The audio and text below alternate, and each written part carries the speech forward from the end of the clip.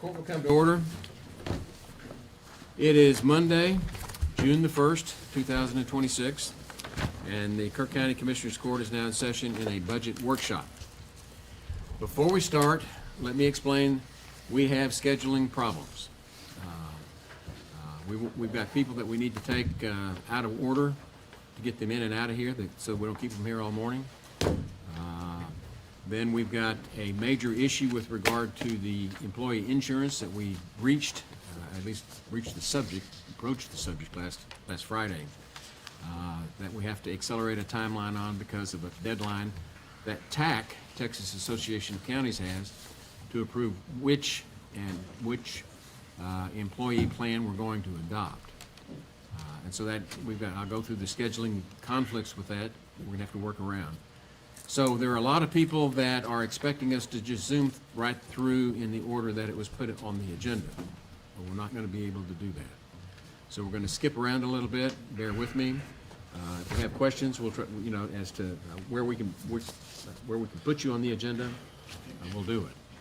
But I got a whole lot of people here in coats and ties sitting up here almost on the front row that I got to get out of here. Okay? So with that, I've already warned you, we're going to be talking about the employee insurance plan today, which was not originally, it's carryover from last Friday's agenda. And then we have the sheriff's stuff, and we have that takes some time, but that'll be later in the day. So anybody that has lunch plans, that plans to stay here for the whole thing, at the first break you ought to go get a sandwich, because we're probably going to be here for a while. So, with that, let's go ahead and proceed with the agenda. First on the agenda will be the 198th District Court. Judge McGuire. Good morning, Judge and Commissioners. Pat McGuire, Judge of the 198th District Court. Our budget is pretty straightforward. I think it's basically the same as it was last go-round. So if there are any questions, I'm happy to take them. Well, that's the kind of news I like. It helps a lot. Any questions about, and that's going to be under Department 436. Remember, we have the big notebooks up here. So, any questions about the proposed budget for the 198? I guess the only increase looks like it's the court-appointed attorney. Well, no, Is that I don't correct? think that's I don't think There's a 5,000. I mean, it's not a big one. No, Back up to the original budget, we had a budget amendment during the year that Yeah. increased that in order to move it to court-appointed services. Right. I think we pretty well fine-tuned court-appointed attorneys, haven't we, Judge? Yeah, but it's a pretty delicate prospect because it's hard to predict. I think we talked about the last budget with PDO's office. They do a great job, but frequently we'll have conflicts. We'll have Right. multiple defendants, and so that's kind of the hard thing to really gauge is determine how that's going to work. And those usually, when you have conflicts like that, they're usually bigger crimes or bigger charges, which leads to more attorney time. The PDO handles, they take one of the defendants, and then the rest of them we have to pay for out of this separate fund. Right. And we've been monitoring that for the last several years, and I felt very comfortable that we were in line Yeah. with what the PDO is doing. I think they do And a having- great job. Yeah. One thing I'm curious about is it looks like a significant reduction for interpreters. Yeah. Well, once again, that's another one that's kind of hard to gauge because, we have a fair number of Spanish-speaking defendants, and, due process requires that we give them certified interpreter services, and that may fluctuate. We may Gotcha. have, Depends on the hand you're dealt. yeah, Yeah. Well, you get a big stop out here on I-10. exactly. We yeah, might have a dozen. yeah. Had a few. Yeah. Judge McGuire, the copier is on there, sir, for a line item. Corey, I assume that's just like all the other folks that have briefed eventually go into your budget? Or is it different if they're, To be determined, right?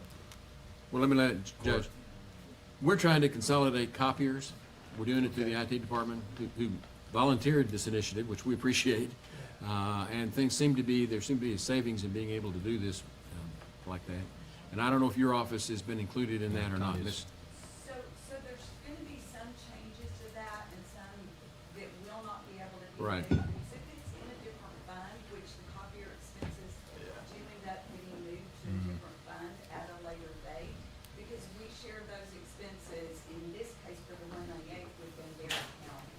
And so under those circumstances, Cory and I'll be working out how we're gonna allocate an expense. It may be less than is true. It Yeah. will be that, you know, if everything comes into play like we want it to, but it will still need to be going to their department. Yeah, their financing is a little more complex inter-county, so, okay, got it. Yes. In the 198th, I think is Bandera participates 25%. I believe so. Right. Anything else for Judge McGuire? Thank you. Thank you all very much. Thanks for coming down. Thank you.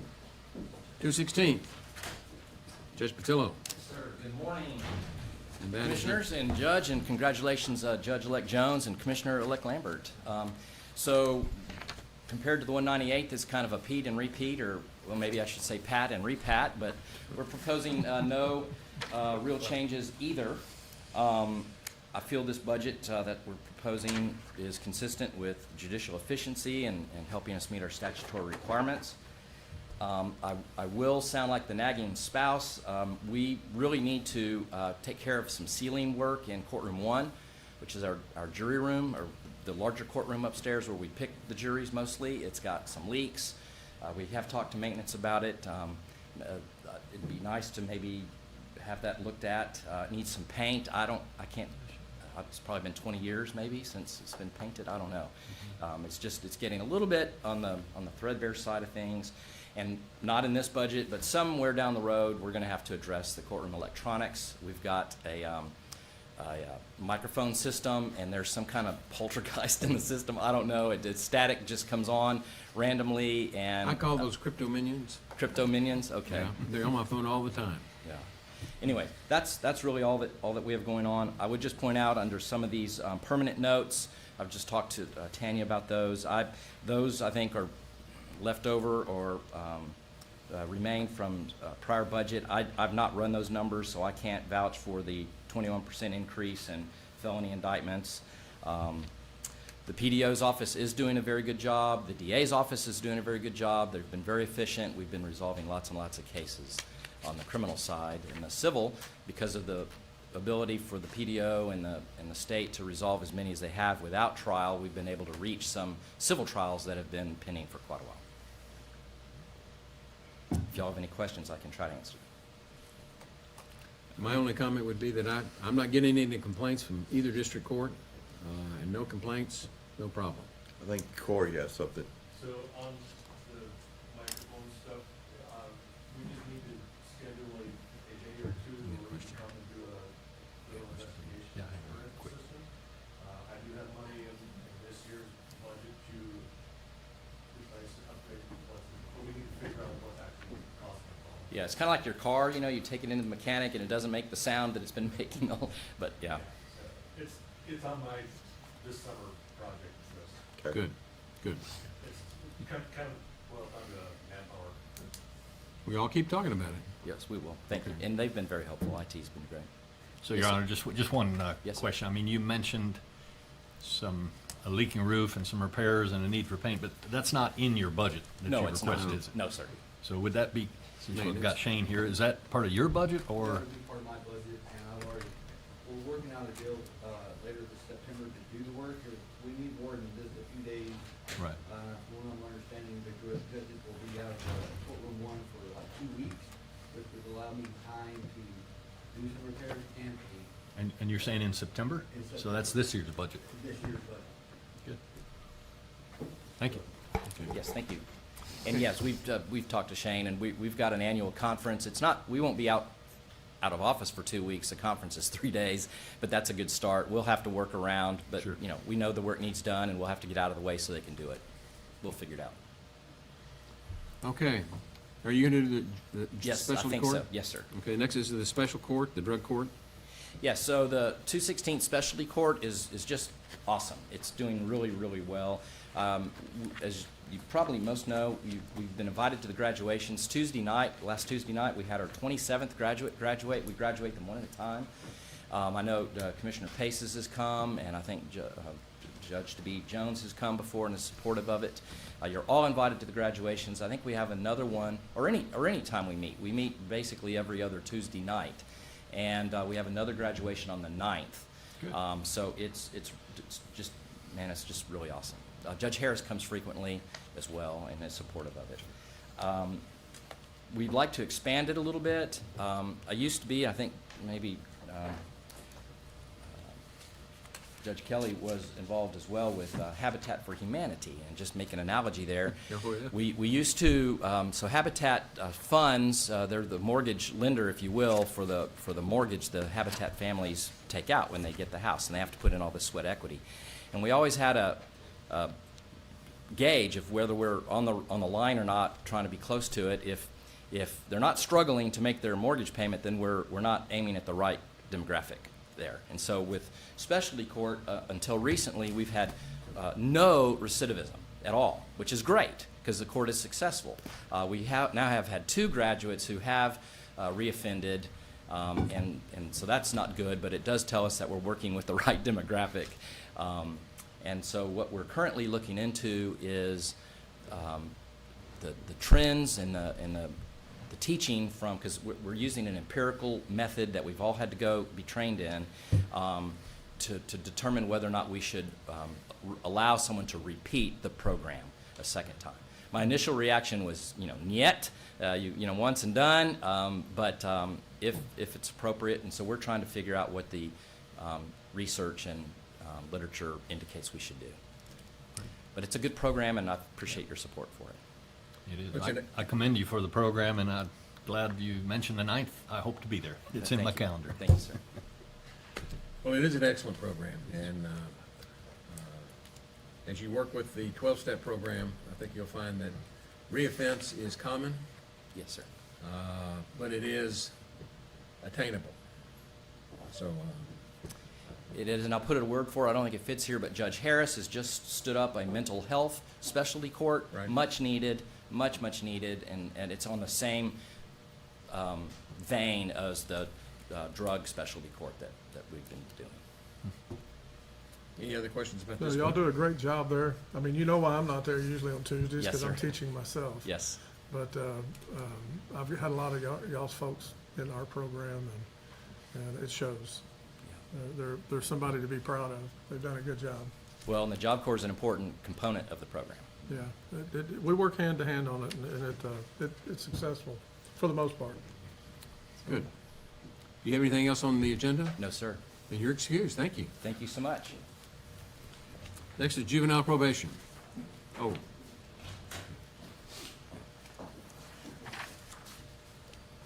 Good morning again, Judge, Commissioners. Couple of notes before we get started, just generally speaking. Our overall budget request for FY '27 is a little bit lower than our current, so I would just want you to note that. One thing that is not in here is we've had a recent issue pop up, and that being we're having some issues with our camera system and our magnetic door lock system. I don't want to go into too much detail for security reasons, obviously, at least in this forum, but that is not in this budget, and I purposely didn't put it in there. The auditor and I have discussed this, IT director and I have discussed it. At some point in time, this is going to have to be addressed. The ticket number is right around 50,000, and we're hoping, the hope is that we can have money in our budget this year to move funds in to make those repairs that are absolutely necessary. If not, you might see that pop up later as an additional request. With that being said, that's my song and dance. I don't know if you have any questions or any specific items you would like to discuss. So I guess that's the capital outlay that you're talking about, 70,000? Actually, the outlay is a vehicle. We were trying to replace one of our vehicles. Oh, We have a 2010 It doesn't Tahoe mention with that. about 180,000 miles, and we would like to replace that vehicle if Okay. possible. Have you looked at the lease program that a lot of the other departments are using? No, Commissioner, I haven't, just because normally we keep our vehicles pretty long. I mean, like this one, again, this is a 2010 with, I try to run the wheels off of them and everything else off of them if I can. So we don't replace them until we absolutely have to. For that reason, we've always tried to purchase. But to answer your question, no, sir, I've never looked at that. Might be worth visiting with Jason. Yes, sir, thank you. As a side note, last year we also had a vehicle, that's not showing here because we can move, if you're purchasing a vehicle, it can be moved to debt. And so it can be financed through our means rather than leasing it. So that's what he did last year, or we Okay. did last year during the budget process. Okay. I want to ask about that alternate housing. Absolutely, good question. You've got the year-to-date is really, really low. Yes, sir. From what you budgeted, and you're asking for a little bit more, just $6,000 more. for Great next year. question. So, and the year-to-date on that line item is one that is very misleading. And the reason is that we don't use those funds those are our county funds. So our idea is we want to utilize and spend every bit of our state dollars before we touch our county if we can help it. And so what'll happen is that money gets spent in usually July and August. That's when most of that money gets spent. Because I'm still operating on state funds, and until those are burned up, I don't want to touch that unless, there's certain things that I can't pay for state funds out of that one. That's all of our detention costs, placement costs, anytime we remove a kid from a home. But those funds will go down. And so when I was talking about the projection for maybe doing the upgrades for the doors and the cameras, that's the variable. That's where we would pull the money from. My projections right now are that we're gonna spend about $145,000, but it's a wild projection, right? And so, if we come in below that, then that gives me more money to use on the door camera system. But I hope does that answer your question? It does, Okay. yeah, Yeah, it 'cause I does. mean- Thank you, Commissioner. Your historic actuals are obviously a lot less than the 275, which gives credence to what you're talking about doing. Yes, sir. Is that gonna be a problem with the auditor in terms of moving funds around later? No, y'all would be approving it as a budget adjustment. Right. Okay, no problem. Any other questions for Mr. Davis? Thank you. Thank you, Judge. Thank you, Commissioners. Next is the court-appointed civil attorney, CPS. 07. And that is tab 407. 407. Yeah. Same as last year. We have anybody here? No. There's not any changes?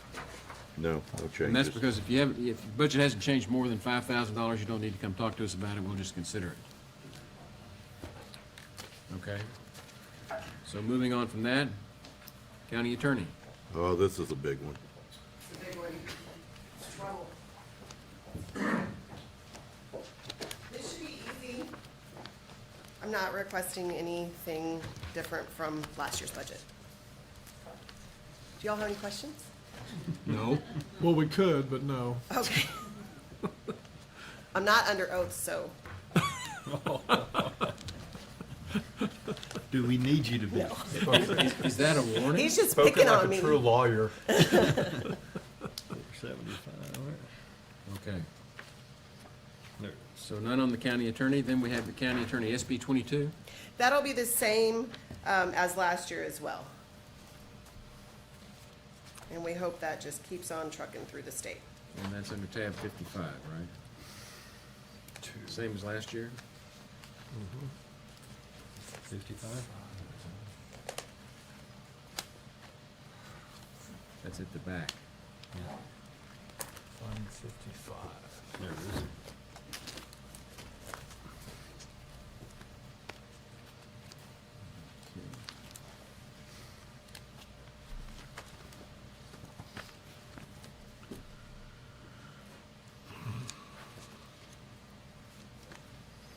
Okay. Any questions?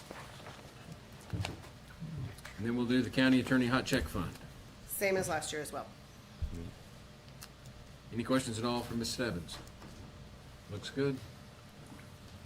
Thank you. Thank you. Okay, now we move on to the district attorneys, 216th district attorney.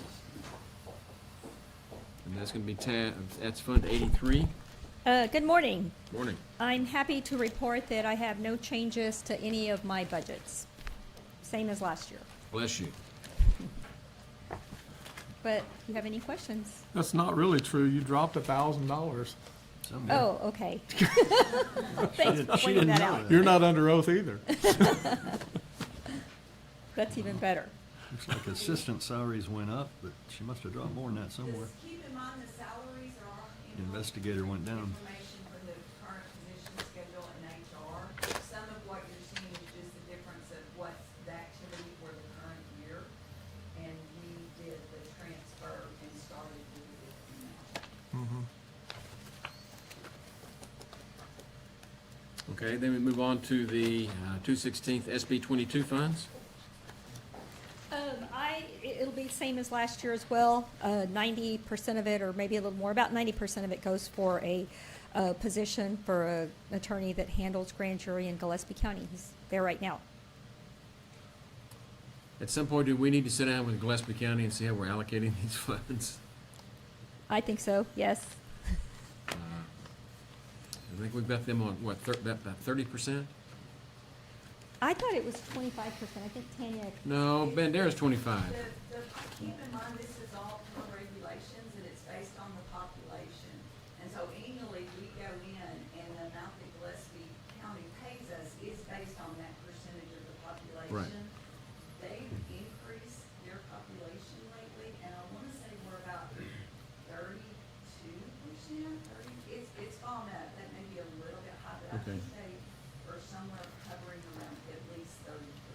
But in these district courts with multiple counties, the expenses are shared on the basis of population. So, Yeah, population, I guess, instead of caseload. but the caseload right now is kind of weighted heavily over to Gillespie County, so. Yeah, it's very high in Gillespie County. Any questions? I see some churn over here, I don't know. Fredericksburg.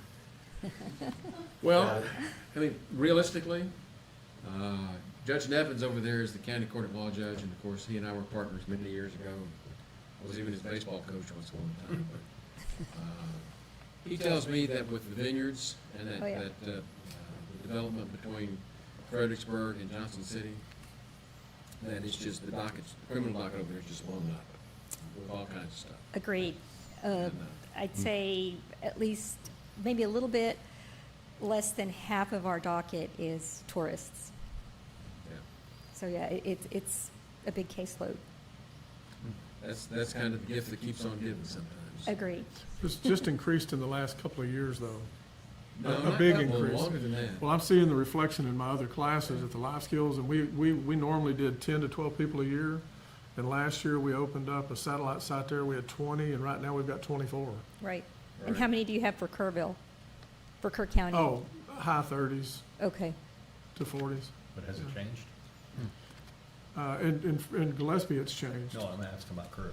Just because we skip a class here, so it dumps a lot more people in the next class. But yeah, we're seeing a lot more people having to attend class than what we've ever had in Gillespie the last 2 years. We appreciate your management of your resources. Thank to you. handle all of this. Thank you. Any other questions? No, and my forfeiture, of course, is Right. pretty much the same as last year. We mostly use it for computers. We have to have really powerful computers to run all the videos that we need to run on them. And for training, officers mostly that need some training, we pay out of that. Thank you very much. Thank you. Okay, moving on to the 198th District Attorney, Mr. Harpo. We don't see this many suits and ties usually, but, I'm sorry. no, we appreciate it. Well, good morning, everyone, and I don't think we changed anything on our budget either, so. It's to the dollar. Yeah, looks good. And SB 22 I don't believe we changed anything. and forfeiture fund. Less is more. We try to not spend it very often unless we absolutely need to. Well, it's nice to know you have it. Yes, sir, it is. You Quick did shout on out the to HR and Tanya because they helped me so much in SB 22 budget. I'm a history major. I have no idea how numbers work, so I'm very thankful to them.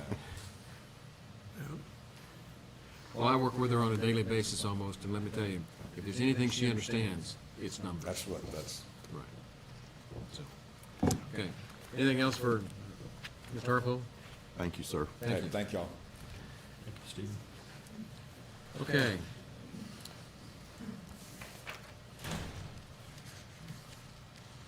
Next is Health and Emergency Services.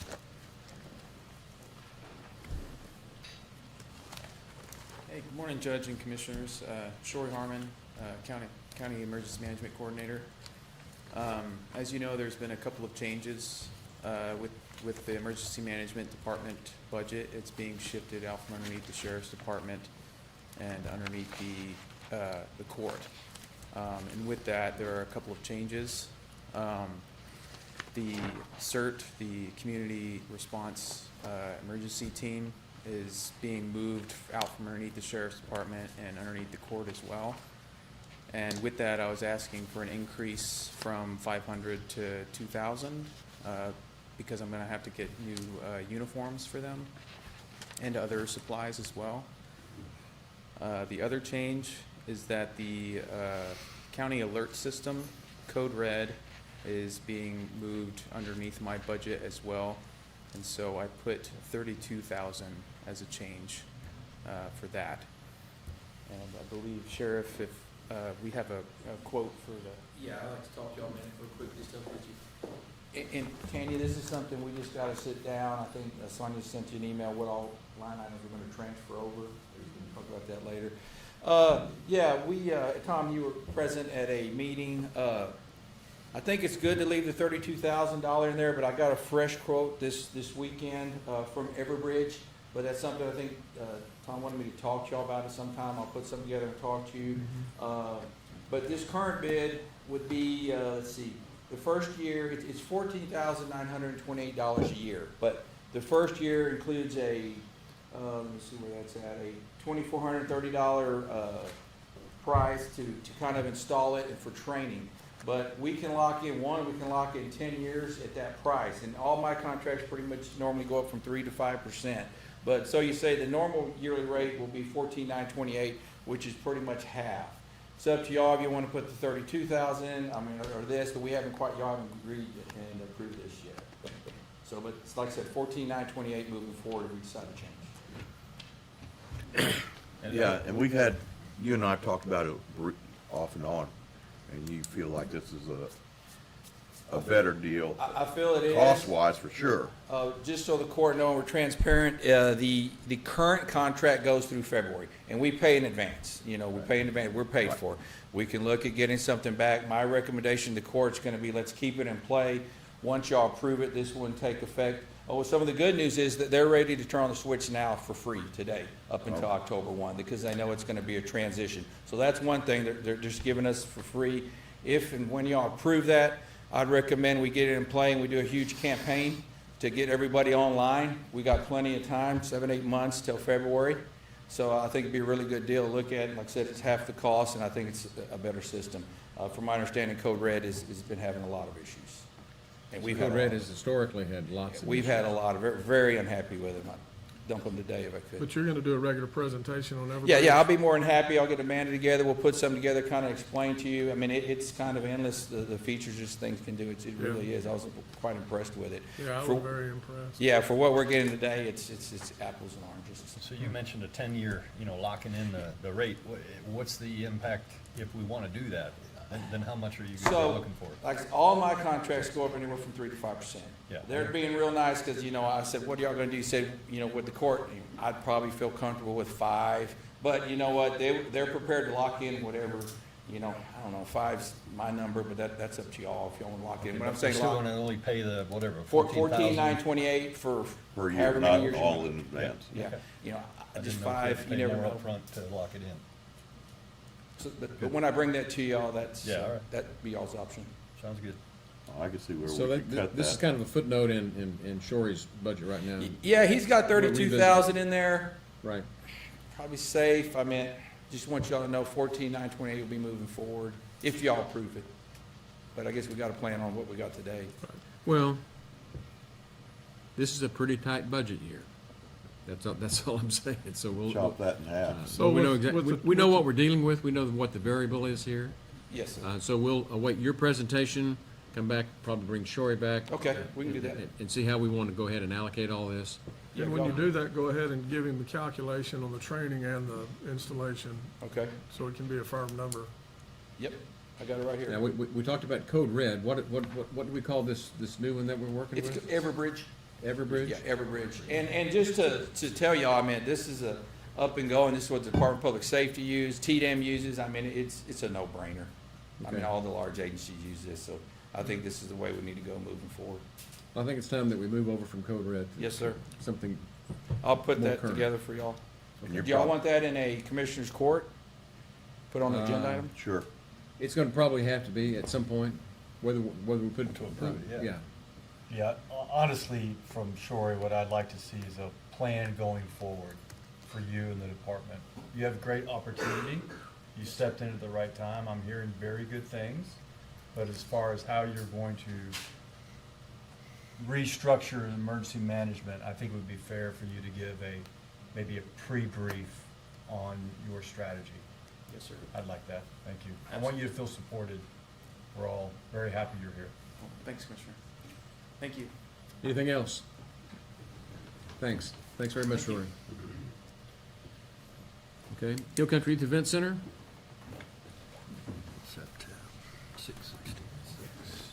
How did he get that tab number? 666. I don't know, that, Ooh, that's not. I know, I good. saw that. Sorry about that. relabel that, I think. Yeah. How about 667? Well, Is there a 667? no.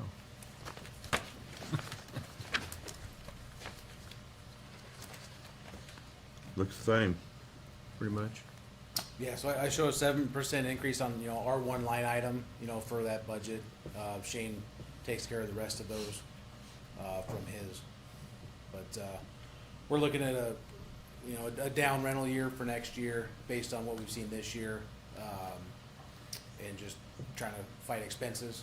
So that's where we're, with the 7% increase, really just from insurance purposes, that we're held to.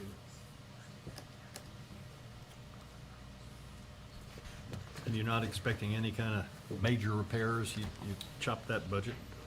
We chopped that, so, on the major repairs, that should be Shane's. We're just the one line item. We are taking care of a lot of unbudgeted capital outlay projects this year. That should help out for future years for Shane, where he won't have to see those expenses either. So, doing all we can with that extra rental income that we've had. But it will vanish at some point, so we have to project. Okay. Anything else? Thank you. Next one is Parks Maintenance. And that's gonna be Department 513. On parks and maintenance, let's see. Equipment repair, the only change I have for 513 is equipment repair, 5% increase on repairs from 22.5 to 23,625.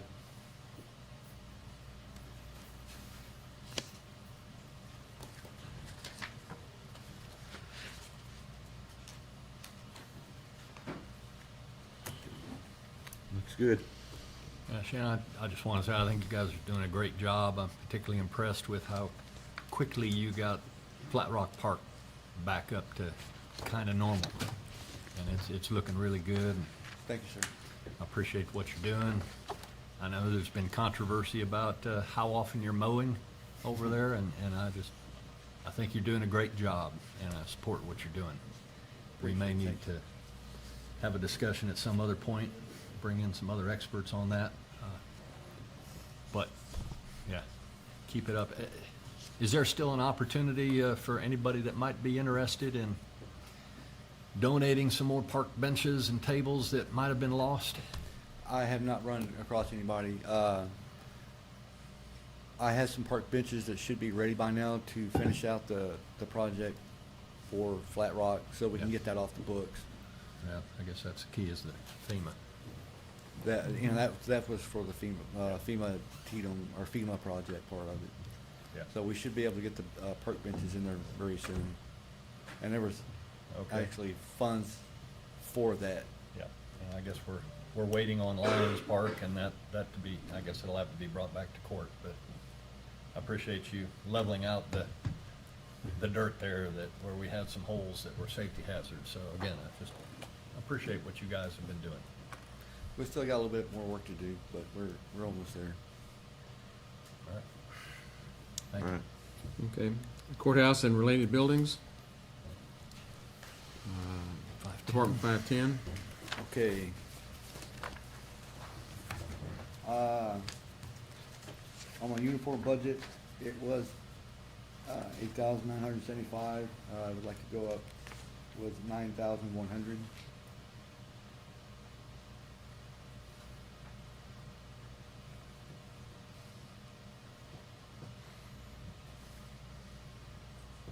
And then on the courthouse supplies, I would like to go up another 5%, just covers the cost of the cleaning supplies we get, yearly.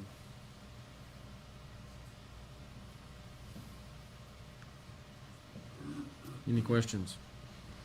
For, and to go up to 25%, I'm sorry, 5% from, to $26,964. Yeah, Shane, I notice you reduced the major repairs here. You confident with that? Major repairs? Isn't it? Did I heard I'm Yeah. looking at the wrong line? No, I didn't, From the current budget was 35,000, 13. you're dropping down to 13,700. oh, no, that was, that's what I probably spent. Well, it's normally, my major repairs is 13,700. I probably had to transfer some money to that last year for major repairs to cover some others. Well, Okay. I'm just asking whether, I'm gonna keep it at 13,700. Yep. Yeah, Look at the years previous years, you Yeah, were, okay. yeah, in line. yeah, it's just everything's getting older, and costs are going up, that's all. Especially your trucks, Shane, so I talked to you about that before, about your vehicle fleet, and it's not in here this year. I respect the fact that, it's a tight year, but you see everyone else is asking for vehicle replacement, but you're not. And your oldest truck is how old? Well, my newest was 16. That's another way to put it. So, and I know it's gonna be a tight year this year, but I think we'll be fine with the vehicles we have for now. But next year, and I was gonna bring that up for whether we do a lease option. I don't know if the lease option is good for us because, well, like, I'm gonna use Road and Bridge in the sheriff's office. In 5 years, they've already got 100,000 plus miles on a vehicle.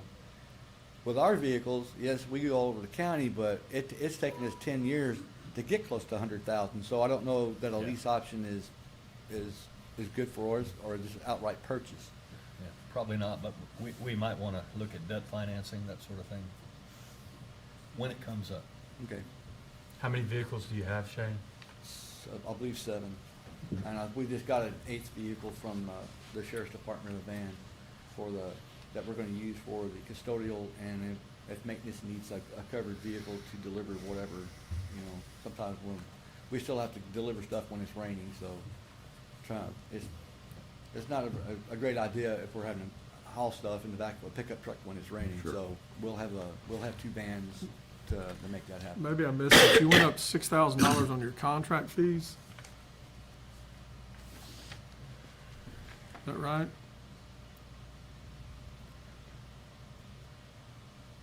$553.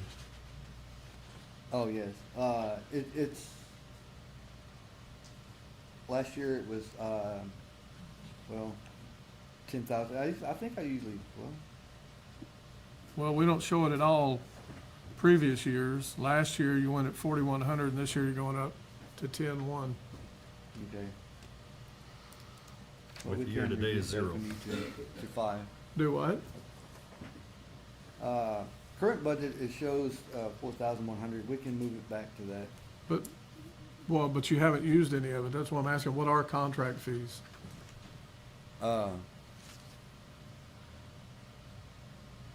Because you never used it ever, and then last year you put it in the budget, and then you haven't used it. Okay. I think in the past we've used some contract for, custodial that came in and worked overnight. We- And we increased the positions, and I think most of that was cut out, probably, and so we're just not seeing it now on here in the prior year.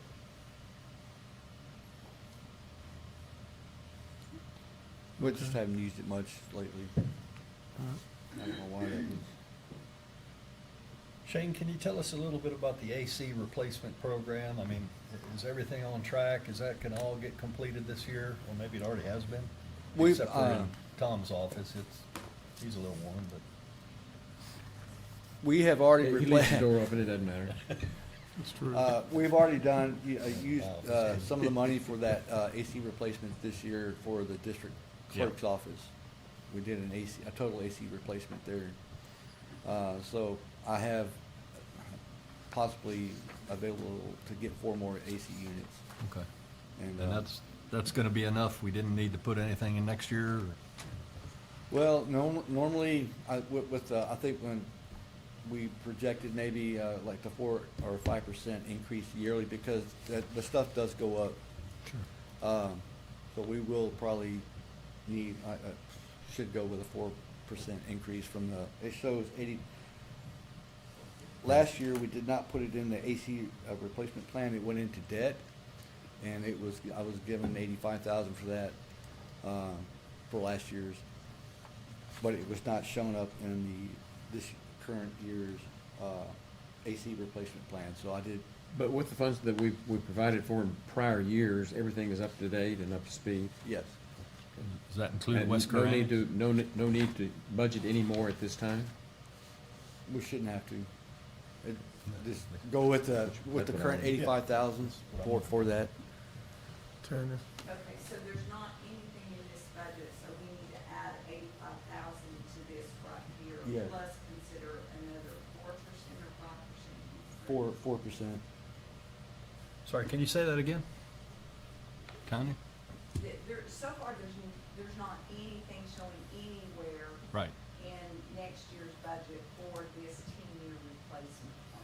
Yeah. So we're gonna have to add the 85,000, and it sounds like another 4% on top of that would be what I'm hearing his request. Correct. So it would make it, Well, that was kind of what I was getting at, so. Last Basically, year, we need to add that in then. last year, as I was saying, the 510, 571, the AC replacement plan, that money did not go into that line item. It went into what was called debt. we moved it to debt because Okay. it is an expense that is eligible to be paid with debt. Okay. The year before that, we did not, we used, fund balance to do it. Okay. I But we mean, need it somewhere as a marker so that when we're finalizing stuff, we know what the request is. right. I'm just trying to identify whether there is a need for more. The 10-year replacement plan, you were looking at replacing how many? 33 units in the courthouse. Yeah. So that's a separate discussion another day when we talk about debt or what? He has a master plan that was presented to Right. y'all probably a couple of years ago. Yeah. now. Exactly.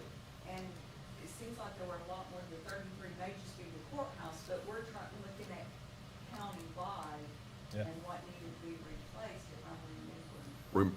Yeah, remind us how many units we have countywide now, a ballpark. With with picking up the Ingram Annex office, we are at 140 AC units. There's 6 of them not 140, yes, sir. I mean, we have like 40 just in the jail itself. Yeah. that does that whole complex, and then the adult probation building has another 10 AC units. And I have, for both buildings, at juvenile detention, I have right around 14 AC units. Where I'm getting a little bit confused on this, Shane, and see if we can clarify this. We know we put this in prior budgets. We know that we have spent those funds from prior budgets. Correct. Is this a new item that we budget this year, or has it already been funded? So again, you're looking at what the department requested budget is. Right. Debt is for what should be spent in the year that you go out for the debt. Yes, I would think so. And so we have a choice every single year, are we gonna try to pay for it with funds that exist, or do we need to find another source for it? The department requested budget should include any capital item that you might want or need in order, so when Judge Kelly is looking at his budget, getting it prepared, he knows how much money is actually needed to fund Right. everything. That's the question mark above my head this morning. And so at a later date, it would get moved to a different budget for if we were gonna try to go out for debt with it. Okay, It sounds like- so for now, we need to go ahead and add this capital Something. expense to this department budget for this year. But it's, Right. we may revisit it before the budget cycle's over. Sure. Correct. Got it, okay. Yep. So maybe Shane can come back at a. Well, what's that number? Budget review. She'll do it right. Okay. Well, I just want to know what the number is. I'm sure the overall 88,400. plan is- 88.4? Yes. That makes sense. Yeah. When I get confused, it's not a good day. I was trying to figure out where that was from. Okay. Good. Anything else for Shane? We got jail 511. maintenance, huh? 511. 511? On jail maintenance? Yes. Yes, sir. Right. Okay. Current budget is 105,000, and I would like to add another 5% and bring that up to $110,250. And already I'm well below my halfway mark for the year with the jail budget. So I know there's quite a few times I have to add money with budget adjustments to make that work there.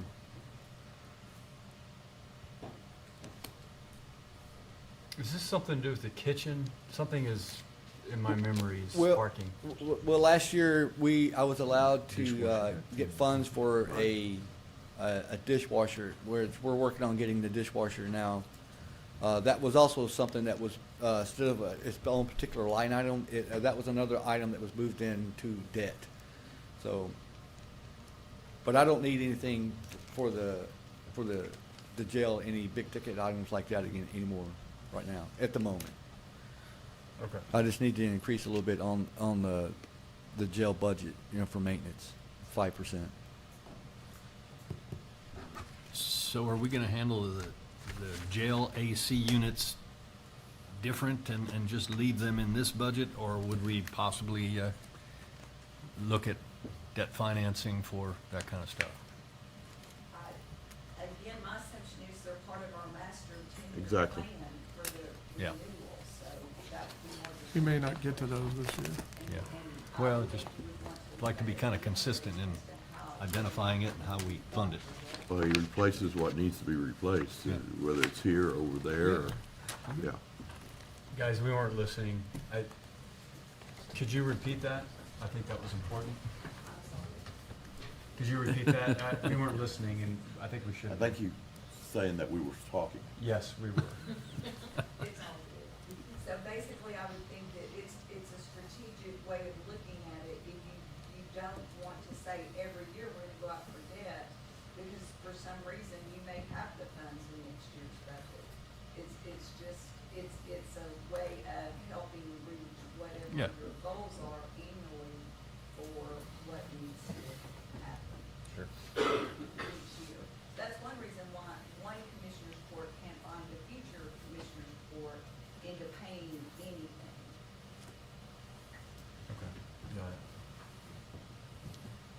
Okay.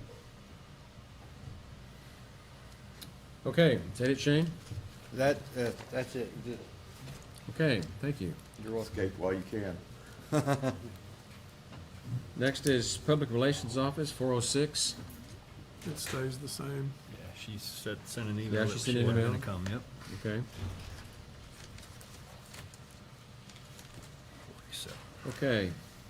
Let me just kind of throw this out for a minute. We're going to take a break here at some point, and when we come back from the break, we're going to be talking about the employee insurance plan. So you need to know wherever you are on this agenda, that's what we're going to switch to because we have to deal with that and so I see Paul come in. So okay. Why don't we go ahead and I know you wanted to be recalled on the agenda, so why don't we go ahead and do you, and I'll come back to what I'm saying. Yes, ma'am? So before you take a break, can you call the county sponsored, because I know, I see a couple of them up there. Call the what? County sponsored, 660. Okay.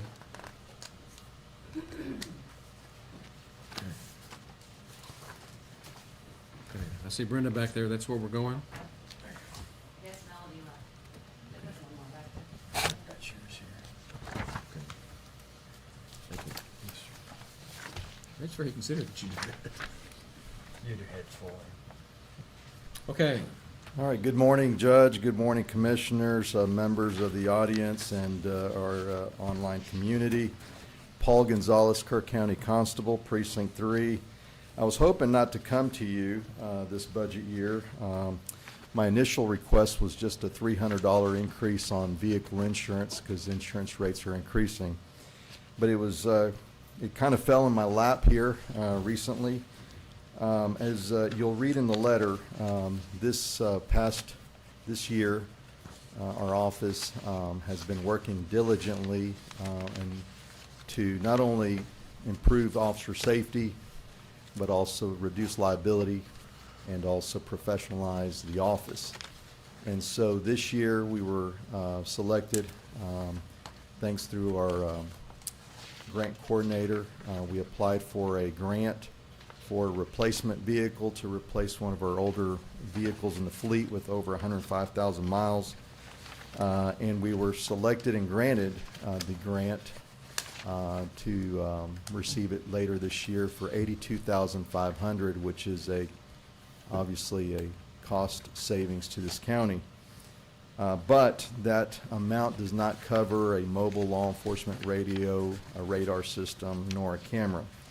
So I'm working on getting a mobile radio and a radar system on the side, but what I need, it's not a want, it's a need, it's a in-car video camera system. Unfortunately, the current camera systems that we're using are becoming obsolete because of technology, and so they're being phased out as they're being replaced. And so, as you can see, I've put two quotes in there.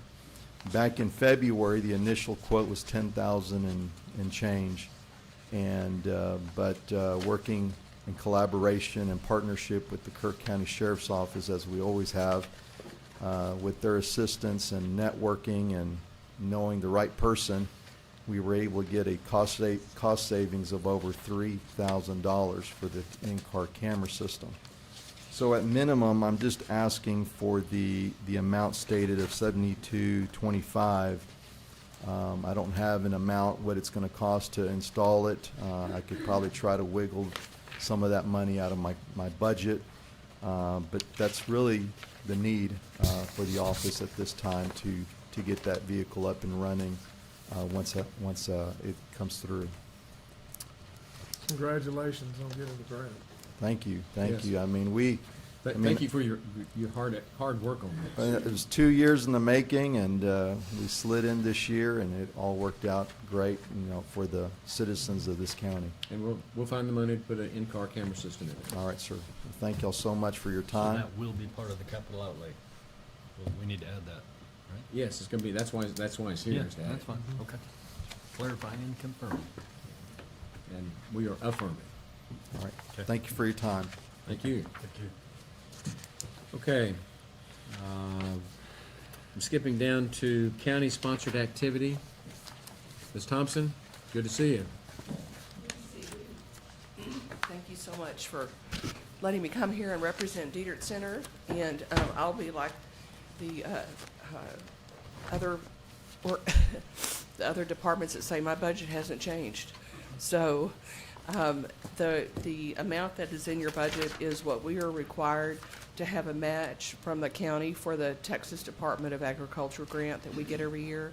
TDA bases their amount that they give to us based on the amount of meals that weren't provided any resources for payment from the year before. And this particular year, last year we had a tough year with ACOG. This particular year, TDA is giving us $100,000 based off of your budget item for the Diedert Center as your match. So we're doing good. The year before we were at 24,000. So that just kind of shows you the little difference between what we were not reimbursed for from the ACOG. I remember funding. you bringing that to my attention. Mm-hmm. Yeah. And so it seems like the ship's riding this year. Yeah, so this is a great partnership from the county to be able to support our grant submission that we do with TDA. So last year we served over 71,000 meals and delivered 71,000 meals in our home delivered meal program.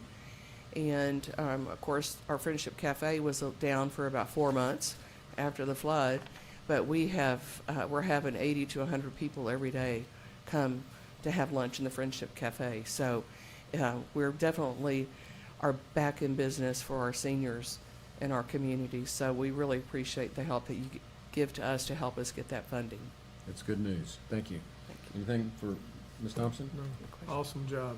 Yep. Thank You you. do great work. Thank you so much. I appreciate it. Okay, with that, we're going to take a 5-minute break, and let me remind everybody, we're going to be talking about the employee insurance plan, and we'll talk about why we have to talk about it at that time. So let's take a 5-minute break.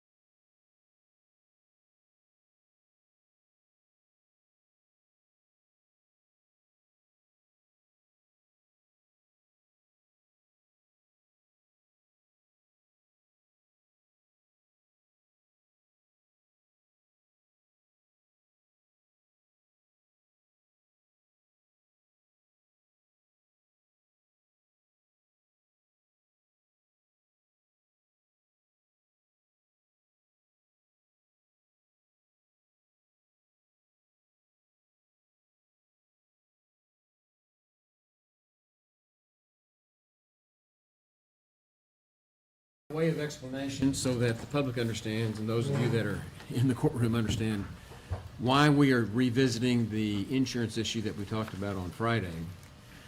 It's because we're going to have to make a decision, or at least come to some sort of common understanding through these workshops as to where we want to end up on this insurance issue. There's a 13% increase on the employee's insurance plan. That is a significant issue for the county to have to grapple with. Okay, so hand go up just a minute. We'll get. I'm getting there. This is an artificial deadline on us from TAC, Texas Association of Counties. They need to know by June the 26th what we're going to do about employee insurance and this 13% increase. They did not consult us about our calendar for this budget. And if you go back and look at our calendar for this budget, you'll find that I am supposed to submit my proposed budget to the county and the public on July 16th. That's almost a month discrepancy. And we are not scheduled to make a final decision on the budget until later in July, with the tax rates coming along in August. So this is an expedited deadline that we need to at least deal with. For that reason, and I put all this together late last week as we were working on it, we figured out we were in a jam. Which means that if we have to tell TAC before the 26th, the next Commissioners Court meeting the last Commissioners Court meeting that we could have to do that would be June the 22nd. I already have a commitment to be absent the 22nd. My family and I are going to a sporting event that we have prepaid the tickets and travel arrangements, and I will not be here.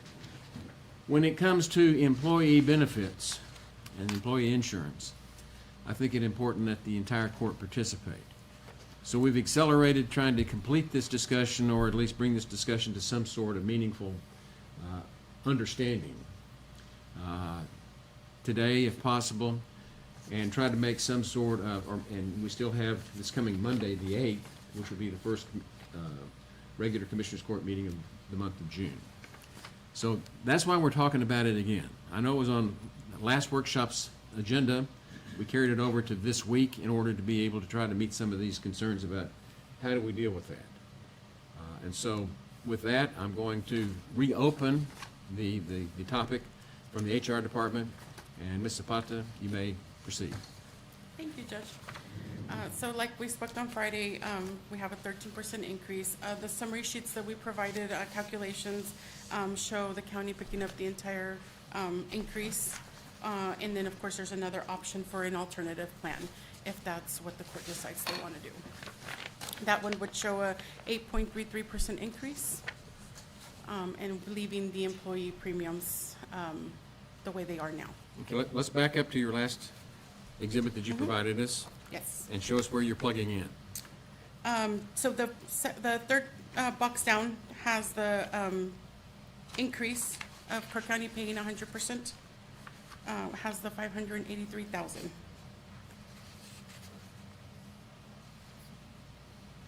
And with that, what would the deductible be for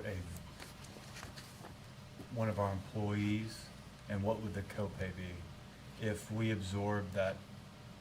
What is our current deductible and copay? $1,500 is the deductible, and the copays for office visits are $30. Same, Yes, it's the plan we've been on same as for what we got many now, years. Mhm. and what we've had for years. Yes, yes.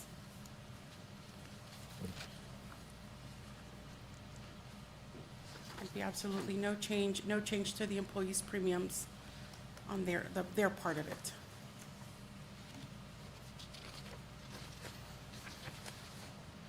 You've got an alternate plan on there. How much would that change it? The county's portion would be 300, including dental, so let's exclude the dental. 365,524.80 would be with an alternative plan. The alternative plan, we're looking at a $2,000 deductible, so it'd be $500 more. And then office copays would go from 30 to 35.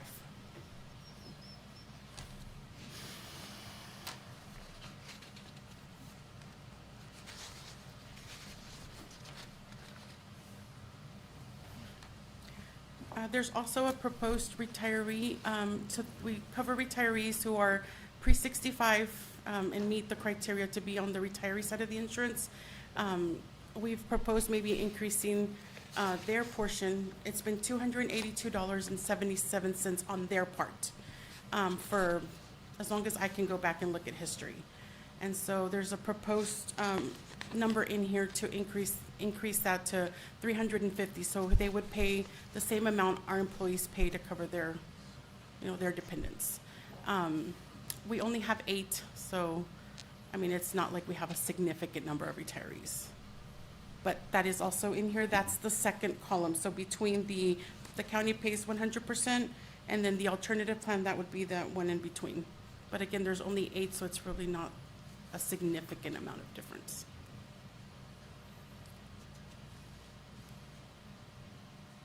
Yeah, I couldn't understand why retirees had a lesser amount than current And it's, employees. yeah, it's been that way for as back as I can go back and look in our system. And isn't this because they haven't reached Social Security age Correct. qualifications? It's pre-65. So they stay on our plan, but their contribution to the plan was actually less than our active employees. Correct. And so this would right that difference? Yes, it would bring it right up to where the same. We're not saying anything's wrong, we're just saying that this is trying to make it fairer for everyone. Right. And we appreciate the dedicated service for, that they gave to the county while they were here, but, yeah. And so that the public understands, as we're talking about retirees at this point. Retirees that are over the age of 65 or 66, 67, whatever your qualifying age is for Social Security.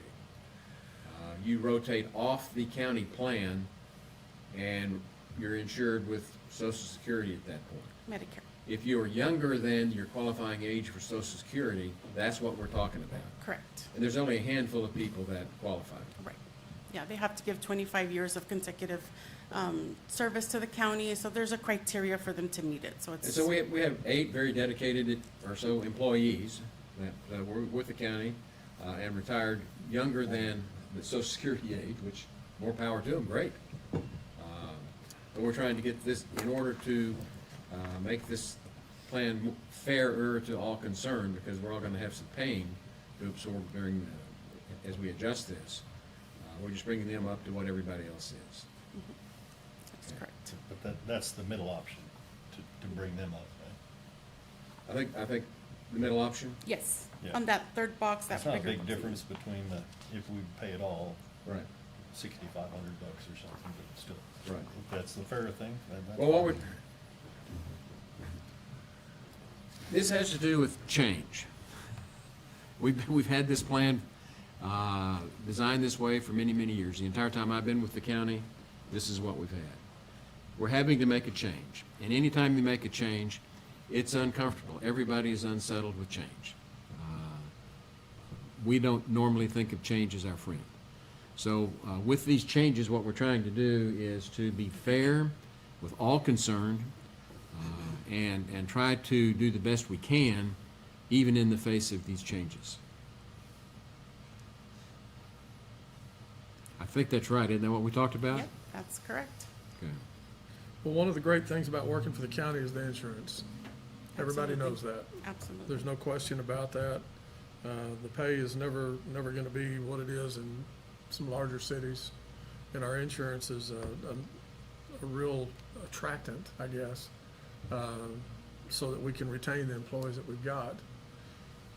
But a 13% increase is a big pill to swallow.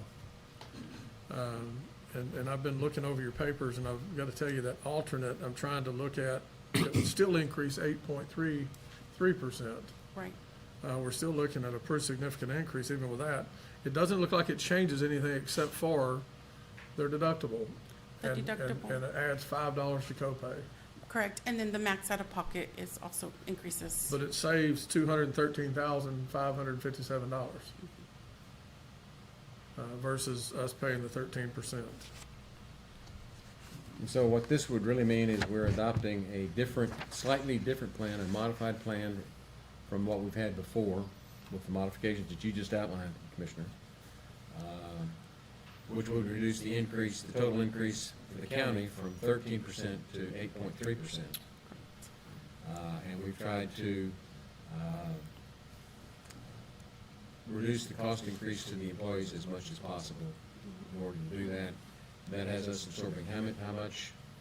$213,557.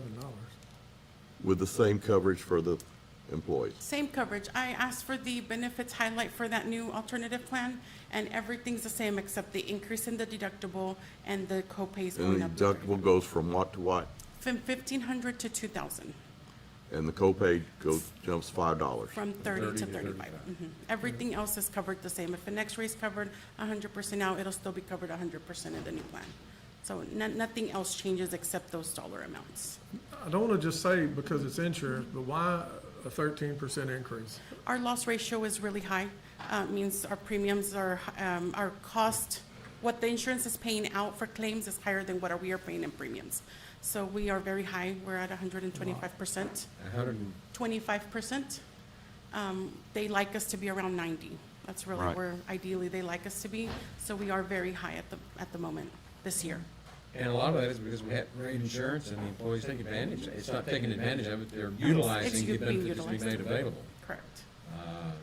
But for the insurance company, we're running higher than We're a their liability in a sense. actuaries like. A lot of it has to do with referral costs as well, and I went through this with last year. You know, like an MRI, right now, you know, you see Mark Cuban on the news about the MRI, why can I go get one out of pocket for $350, $500, but yet I go through insurance and it's $2,500. I went through that, Yeah. you know, recently, and took forever to get an MRI through the VA, and I chose to use our insurance. So I see why these increases are happening. It's a lot to do with referrals, but when I think about the cost, the real impact, it's the $65,000 to $70,000 employee. $2,000 is one of their paychecks. They only get 2 paychecks a month. That's a whole paycheck. If you look at their average costs, like, man, I'd be wiped out by deductible alone. So they're making choices. Do I take that ambulance ride or not? Do I even go in if I'm feeling sick or not?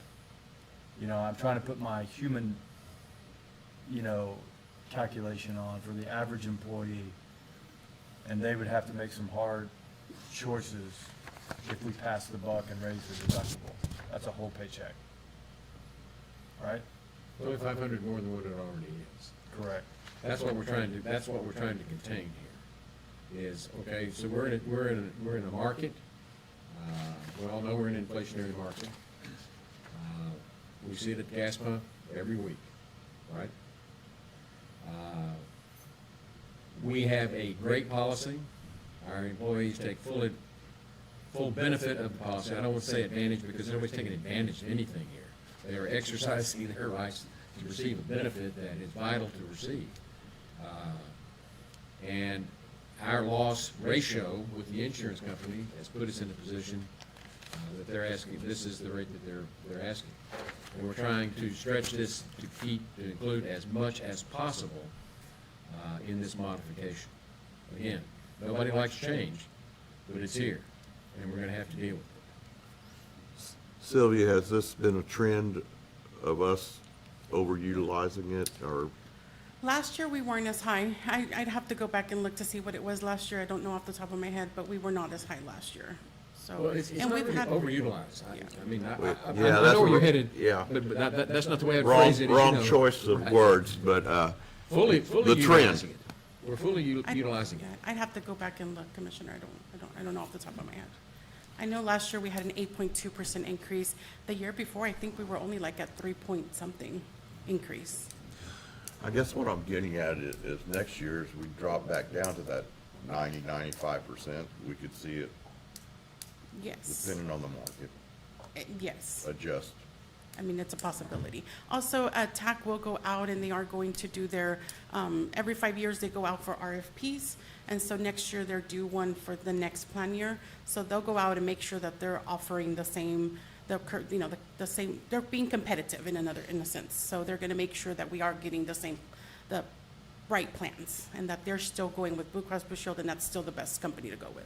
So they'll be doing that on their end next year. And as a reminder what TAC is really a co-op. All 254 counties are the ones that choose to participate in it. And by pooling together, we're able to get better benefits at a lower cost because of the state organization that oversees all this. Yeah. Well, and being in a pool helps because we are, we're high, but it could be our neighboring county isn't. And so being in a pool, it kind of compensates. So they may take, theirs may be a little higher to compensate for ours, and vice versa. When we've been low, we may have taken some of their costs so that, it can stay pretty competitive. So being in a pool does help. And our claims next year might not be as high as they were this year. We don't know. Very possible. I So- will add another piece of information. Pharmaceuticals is really what's driving insurance at the moment, and that's just across the board. That's not just us. That is really across the board for everybody. So I think to Commissioner So- Harris' point, though, we could drop it next year Yes. or change it back. If we decided to make a change, we could kick It's it always a back. plus. Because any way you look at it, we're looking at the difference in what the cost is gonna be, but, if we go with that 13%, that's 583,000 versus the alternative plan's 369,000. That's a, 214,000 incremental. yeah, but I mean, either way, we're gonna be paying a lot more. Yeah. Either way. Sure.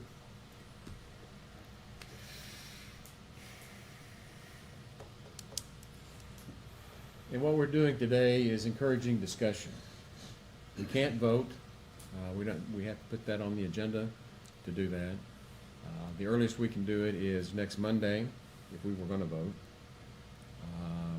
What we're trying to do today is, here in open meeting, confer with one another as to where do we see wanting to land on this, because this is one of the big ticket items in the budget. And this is probably the single most important item in the budget that directly affects our employees. And they deserve our full and undivided attention. So that's why I've singled it out the way I have. And so, the idea would be that we would go from here today in a workshop to an agenda item a week from today, to be able to send the message to TAC as to which one of these options we've elected to choose. And that's before you've even turned over the budget process to me. But it's the right thing to do. We need to act on this while we can, and protect our employees.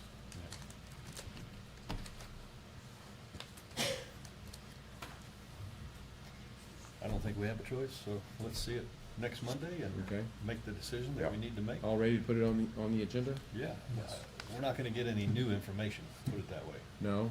So, correct. We have what we have. We have to make a decision. I'm prepared to do so. Yeah. Okay. Let's put it on the agenda on So with that, Monday. we've not made any decisions today, but we will put this on the agenda Monday for consideration. I have one more question, though. Sure. Yes, sir. We're talking about this middle column here. Correct. About our retirees. Yes. If we did go to that third column over here, would that be adjusted? Yes. Okay. All right. Okay, anything else? Very good. Thank you for your overtime work this weekend, Thank you. that you didn't get paid for. Okay, let me find where we are here and get back on track.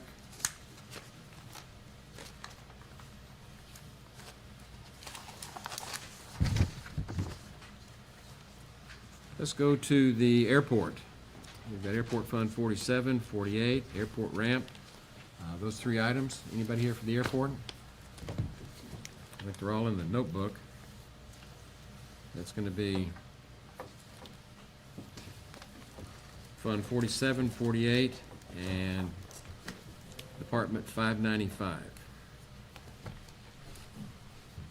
Any questions? We've not received any information to my knowledge from there. We don't have these tabs. I don't do we? have it. I don't have a tab. there either. Yeah, Well, then let's pass on those. yep. So if you want to go to 595 on the airport grant match, that's just an amount that we bring forward every year. And it's just, we usually pay the match for, it's a maintenance type, grant. And the city and county both pay 50% of the match. That's just an annual carryover. Yes. Okay. Well, let's move on to tab Department 400, County Judge.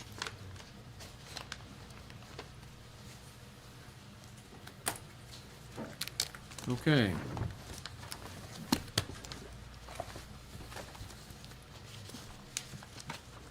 With help, I've had to adjust the budget, and I want to go over some of the things that we're adjusting here and why.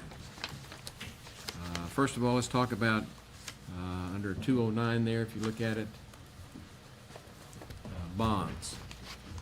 The current budget is $1,500, and that is used on liability insurance along with $712 from the line item for the total invoice of $2,212.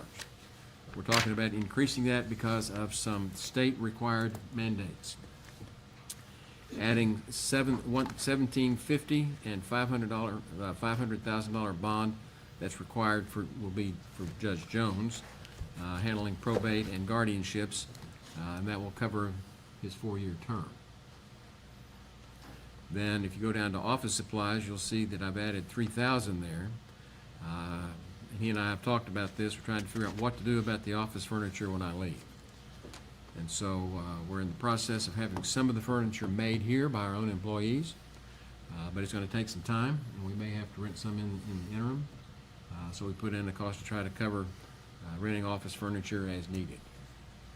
And then with regard to conferences, which is number 485, you'll see that we've increased that by $2,000 because there are 80 continuing education hours that he's going to need in his first year.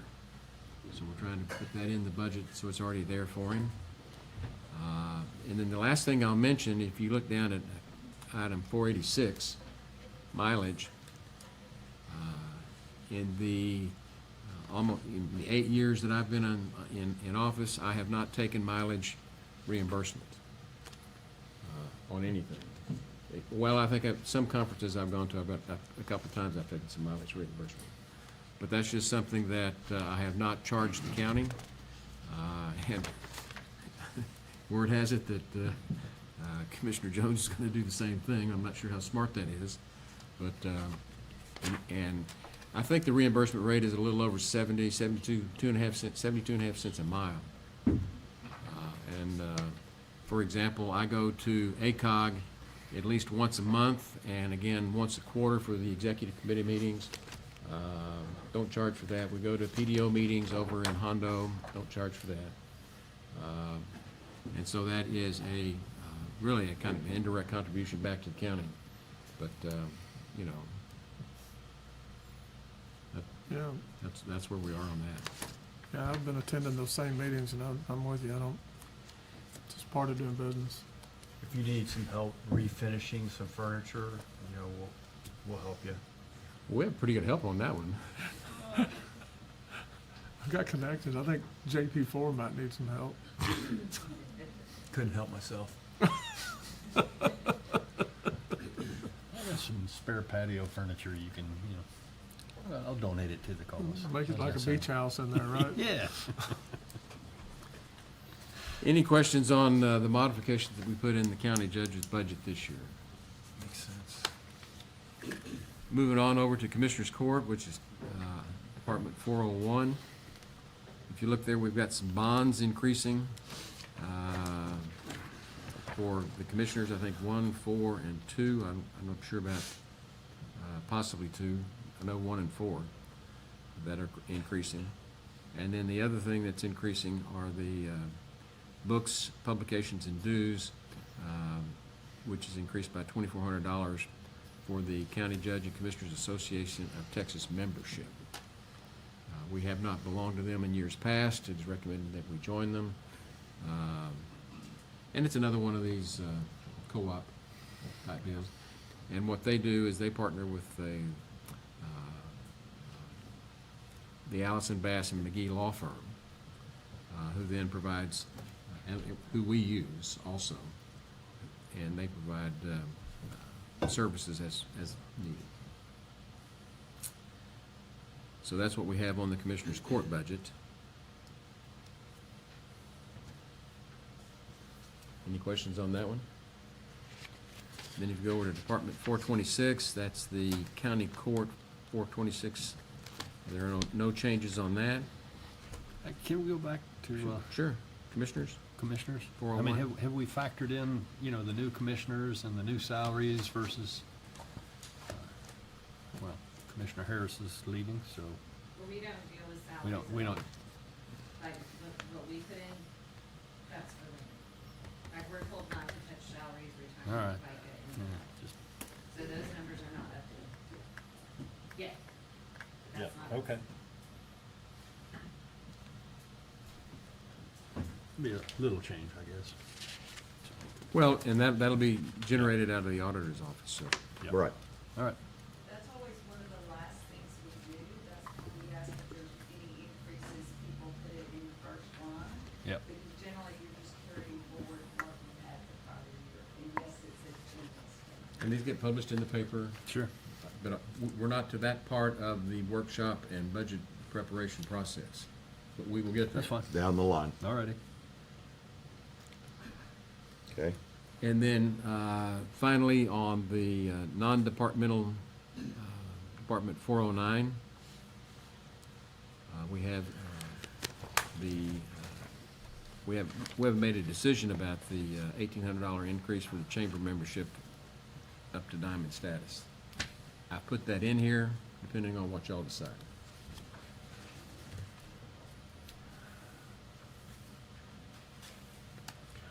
I'm not for increasing it. Well, we're not here to vote on that today, I know. but I'm just saying that I put it in the budget in the event that you do.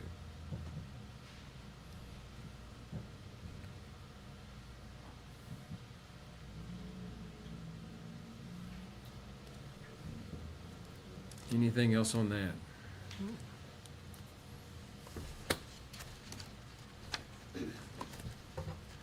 Okay.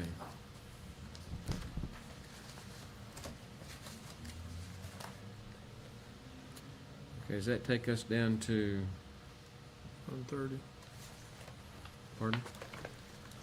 Fund 30. ARPA. That's fire? Fire Pardon? protection. I'm trying, Well, yeah, we skipped fire. yeah, we don't want to skip fire. We skipped mental health too. Didn't we? 405? Yeah, 405 and then county court. It's up to you. 405 probably. hasn't changed. If you want any discussion on that, that's the mental health. Yeah. We're good? And then the, Fund 14. 426. We did the county no court. change. Yep. Okay. Commissioner Court. Okay. So we're down to fire protection, Yeah. which is Fund 14.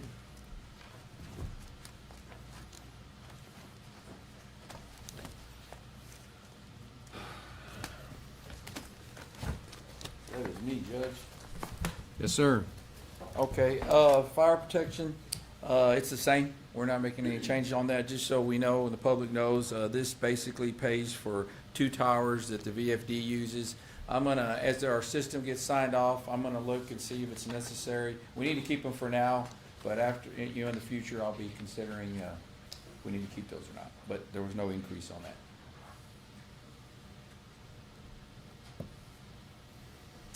Any questions for that?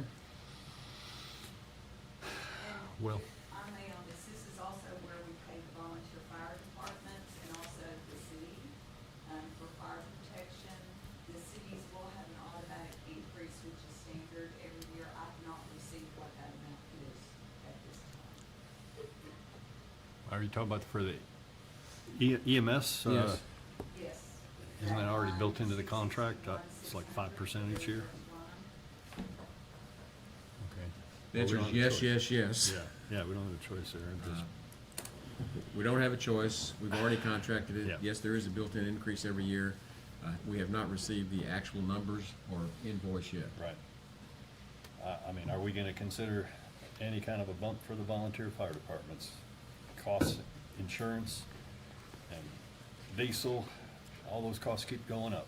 We've acknowledged them in all of our other budgets, and our volunteer firefighters are, you know, backbone of our emergency response, so at some point, we need to have that discussion.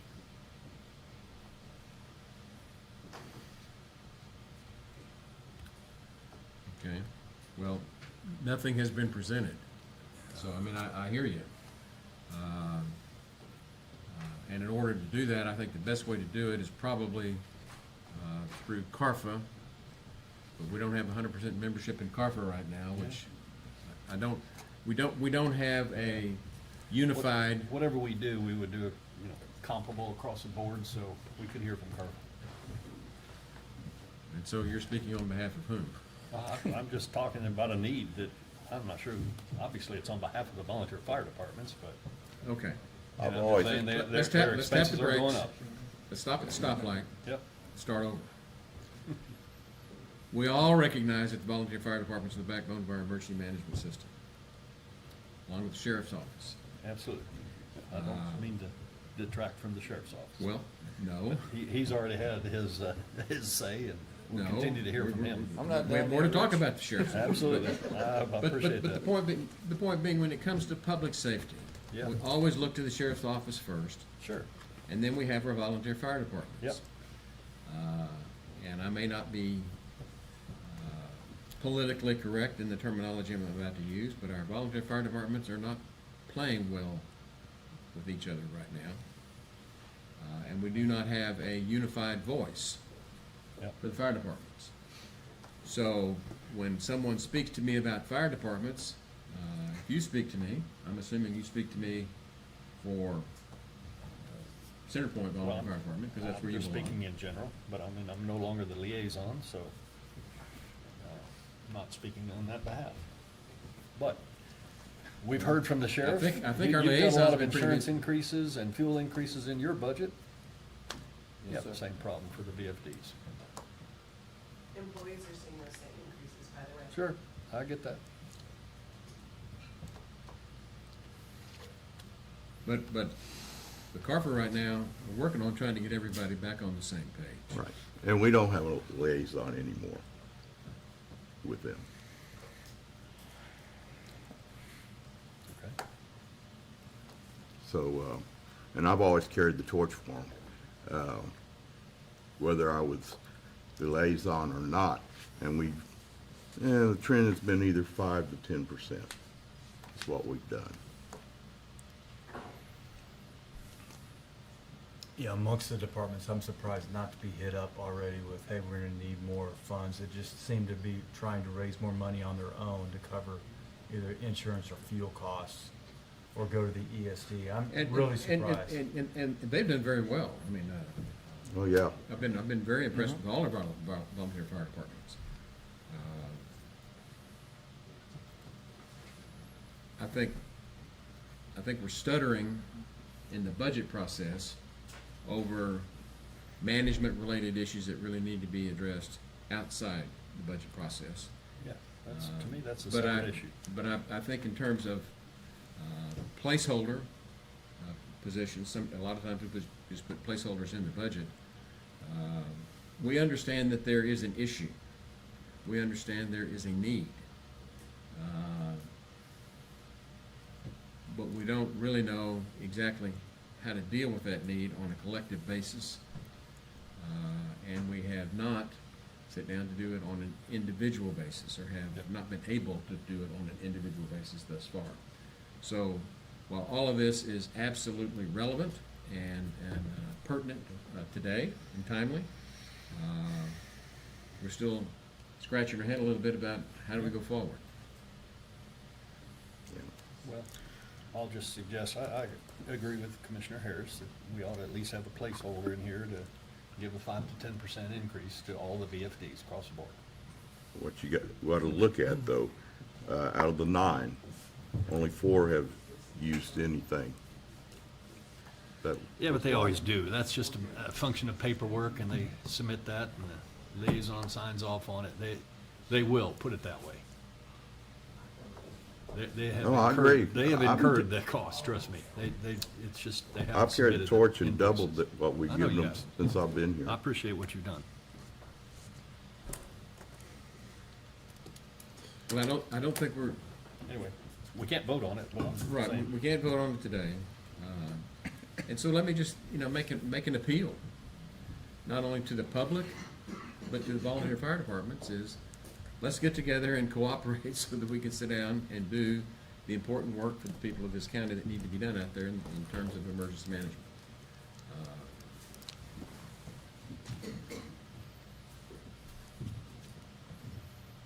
So I will All right. reach out for some sort of organizational Yeah. or reorganizational or reconstitution meeting of some sort, to try to see what we can do as a Yep. collective group. And I will take the initiative to do that. And And then- I'm just gonna ask that when you prepare your budget, that you consider some kind of an increase for the VFDs. That's it. Well, it's not as simple as, that's it. That's all I'm saying. I agree. I mean, I appreciate you trying to put the burden on me to do this. Absolutely. And I'll do what I can, but, Well, you can't push a rope. yeah. And right now, it's pushing ropes. Yeah. Okay. Well, plus, I don't think you can go ask departments to cut a percentage and then turn around and do that. I appreciate that, but I'm just, I just got through asking all these departments to I look know. at major cuts. Right. And for the public, this is unsolicited, but just so you know, one of the problems with the after-action report is our insurance company having us wait for the statute of limitations to run for the 2 years, and being able to get all the information necessary to be able to do that and cooperate among ourselves with regard to these issues. That's part of where we are. Let's move on to the next item, which is non-departmental. Yeah, we covered that. Didn't I don't know if there's any we? I guess change. not. Okay, well, I don't know. Do we have any change in that? This is where everything shows up that hasn't been accounted for somewhere else. Right, this is 409. Yes, and so we have put in the 370,000 that we're estimating is gonna go up, at a minimum for the health insurance, and also for the 2.5% increase for market adjustments. The estimate on that right now is about 200,000. But 200,000? 216,250. And again, none of that will be finalized until the end as far as the dollar amounts of what they'll actually be. And just as a reminder, when we talk about wage adjustments, we used to do kind of a peer and step, and we'd have longevity. We now call it a wage adjustment, and those occur, at what years now? I'm trying to remember. I think it's the second year, the fourth year, seventh year, 10th year, every 3 years after that. I'm looking at HR. Did we get that about Every right? 3 years. 2.5%.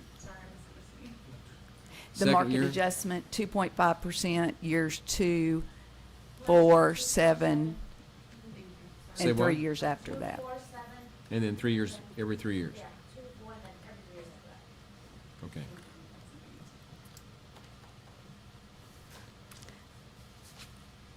But we We back into do those, not we have- back into those numbers. Yes. This is just an estimate placeholder to keep it in there, to remind us about it. We have reduced the contingency in this for payroll contingency and the regular contingency. We'd increased those last year due to the flood, Right. just in case we may need it. And then also last year, we had in here about 625,000 for the flood expenses that we knew we were gonna have.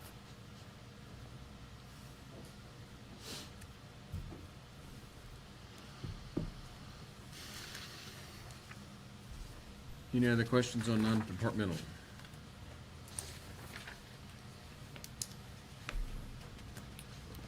Okay, moving on to ARPA, Fund 30. We're getting close to the end of this one. Judge, on this, I would just say, let's come back on this. Basically, the only thing that should be left in next year's budget, let me get my summary sheet. Just a second.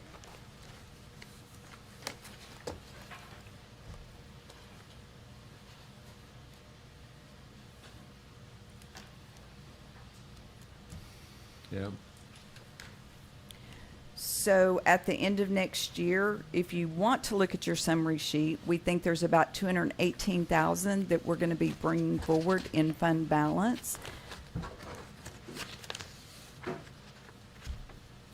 And then this will also finish FEMA, because right now we're not sure if all the projects will be finished or not. So this is our best guess estimate with 5 months out of the year gone. So we're expecting another $218,000 infusion from fund balance into this fund. 218, we're expecting another grant from probably FEMA, about 2.1 million, and or the final of the ARPA funds that we set, the interest on the ARPA funds. Well, that's good news. Yeah, won't complain for that. All good. Very good. Any other questions on ARPA? Just, it might be more for Tracy, but how did we invest the ARPA funds to accumulate interest? Can you? It's in a pool. Was one of the pools? Do you remember what kind of interest we got, or it was probably variable over the period of time, but we made a lot of money on the ARPA funds interest. Yes, we did. Yeah.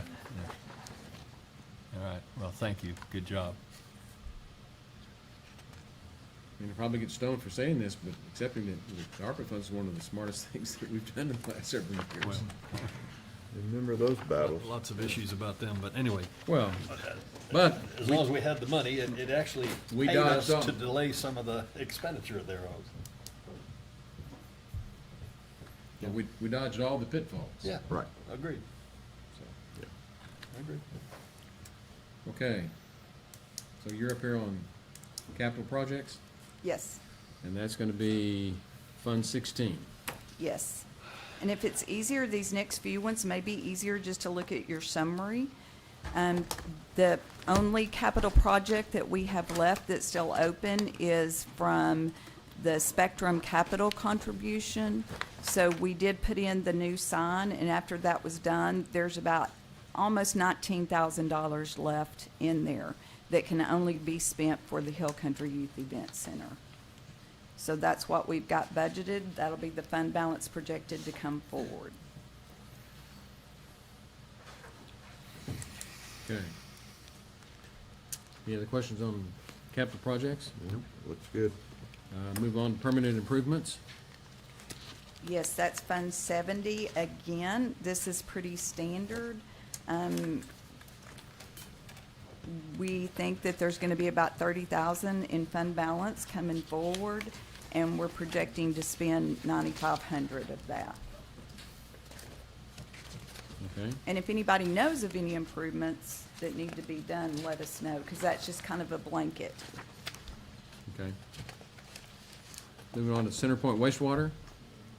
It's Fund too 37? early for that. I think we've got some in there. Okay. It's a projection, but again, it'll all depend on how much we finish on Phase 4 by the end of this year. Okay. And then on the workshop agenda here, the last one before we move on to something else is opioid settlement. Yes, this is money that we've been receiving from the lawsuit proceeds.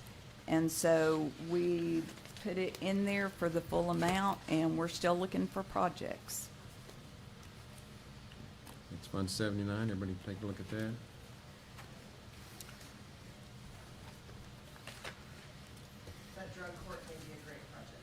Yeah, drug court could be a good project for that. Very good project for that. Good pitch.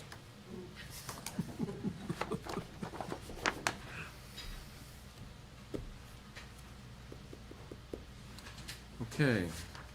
I think that moves us over to the addendum for today. We've got the Sheriff's Department,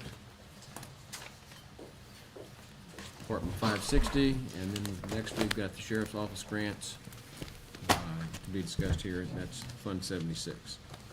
Okay, first let's start, I thought we covered the grants already. Is there something else that needs to be covered?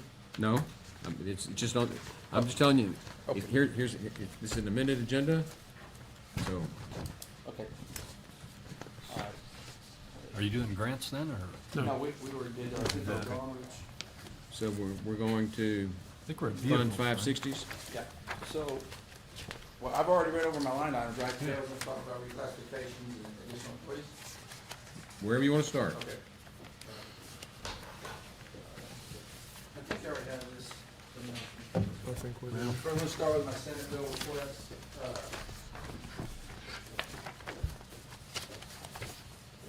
I submitted it with a package.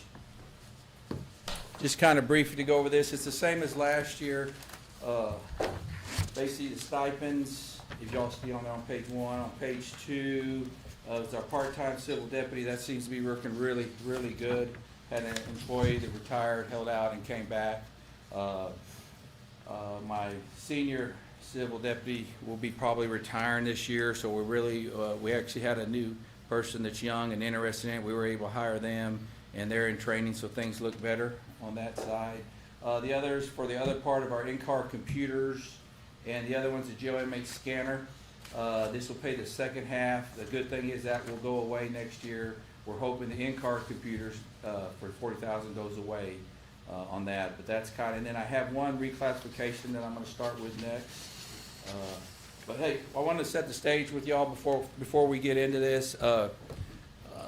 Judge, I'm well aware that this is these are the asks today. These are the asks. I know it's not the approval, and I feel it's my responsibility to do these asks. I know a lot of people come up here and being able to maintain their budget. Unfortunately, with 132 employees, and that's hard to do also, you know, and I want the public to know, and they do. The public has never questioned any asks I brought before y'all in this time. They've always say, why don't you ask for more? I have to explain to them there's only so much in the pot to go around. And y'all have been really good for my 6 years and gave me everything I have to do my job. But, you know, I do want to remind y'all know with the public, we do operate 24/7, 365, good weather, bad weather, holidays. And in our business, nothing goes down, everything goes up. I've got some stats for you. Crime goes up. Mental health transports continue to go up. You know, it's just a tough business to be in with. But what I want to start with is I have three reclassifications I want to run by y'all and 3 new employees. And I understand this is my one time a year to ask for that. You know what I mean? If I don't get it. And I would like to start with like the deputy and y'all gave me last year. My goal is to get to 8 deputies. I just got to 7. Y'all gave me 2 last year. And I want to update you, I run a year behind. Why do I run a year behind? The actual deputies y'all approved last year are in their last month of training. July 1st, the 2 guys should be on. Why is that? The way the pay, and I'm not complaining on the pay structure, but the way our pay structure, and I heard y'all talking about looking at it. I know, Judge, you're not going to tackle that. Maybe that's something Tom will do, a different way, a pay scale, I believe. But on our current pay scale that I do have to deal with, it just doesn't allow me to hire people with experience. You know what I mean? You know, other agencies, mid-size, upsize, you know, they're probably starting at the $90,000, $100,000 a year. Why would they come over here for possibly 70, 75? I've gotten a couple just by luck because they'd rather be closer to their family. So what I have to do is, y'all been very helpful in my jail program where I'm sending those guys to the academy, and that's where these 2 are coming from. And, you know, but it took me a year. I had to wait till the next academy, 6th to 7th month academy, 3-month FTO. So like I said, the guys you gave me last budget year, they'll be out on the road July 1st, around then. So I run a year behind on that. So if y'all do give me a deputy, it'll probably be, you know, next year this time before I get them.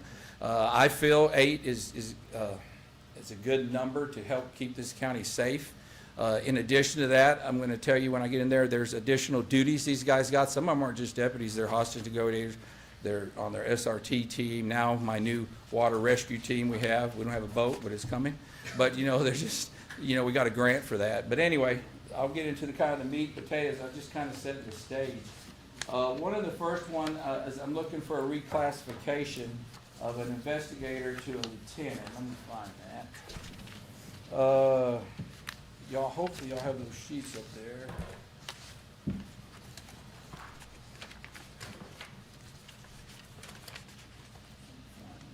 This is under 560, Department 560?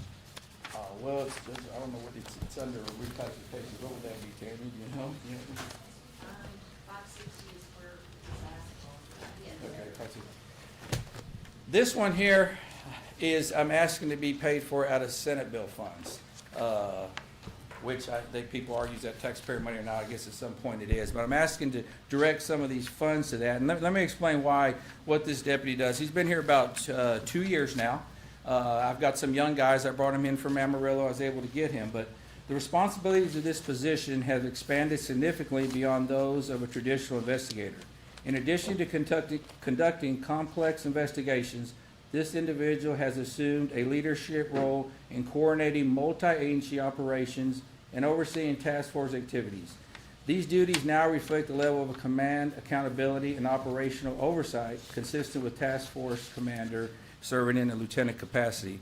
Here are some of the things that this guy's picked up in the last 2 years, which is not just an investigator. This position directly supervises 4 interdiction officers, so he's over these 4 on a daily basis.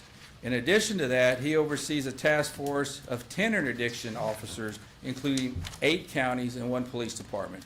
This is our group effort of working together. He oversees these guys whenever we're working in that area or they're in our area. This position also oversees our LPR system. LPR system is a license plate reader system. He oversees that from El Paso to Houston to the Valley. It's a quite complicated system, but he does oversee that for us. Coordinates investigative-led interdiction teams in Texas and the U.S. This deputy is also a task force officer with Homeland Security. All my guys in that unit are task force officers, which we're able to get additional resources and tools we need to do our job at no expense to these taxpayers in Kerr County. This deputy also works cases from the state level to federal level. So this particular investigator, since he came to our office 2 years ago, he's responsible for bringing in $342,000 in seizures, real money. Now that, we didn't get all that. That is split up with us and the DA's office and sometimes the federal government. We also have $441,000 in pending seizures. Okay, this is the exact reason I brought this guy here. We've also been awarded 12 vehicles with approximate value of $60,000. So, like I said, those are the reasons I'm saying I think this guy's justified his position. We're going to continue to grow, but he's overseeing this whole project, which, you know, when I brought him on, all I had was a regular investigator position, but, you know, I think he well qualifies for this adjustment, and I'd like to pay it out of Senate bill money. And I'll have you to answer any questions on that one. This is the officer that we talked about that you said he'll end up more than paying for his own position. Yes, yes. I mean, you can see those numbers he's done, and he didn't get all those himself, but he's overseeing and training these guys. My guys are real young. I mean, interdiction is quite a business, but he's kind of getting us up on board, and he has a lot of contacts. But like I said, we're just at the starting point. We're just in year 2. I know it's an ask. So when you do interdiction and you confiscate certain things, those funds go back in? They go into forfeit, and they can only be used back to fight the war on drugs. And we do use that. I bought his vehicle. I bought his vehicle and his dog out of that money when I first got him. So, you know, there's only certain things we can use it, but it kind of helps me be able to ask for other things. And our goal, as Jason would like to see too, is to be self-funded. We're not there, but where he came from, he was. You know, but that's our goal. Okay.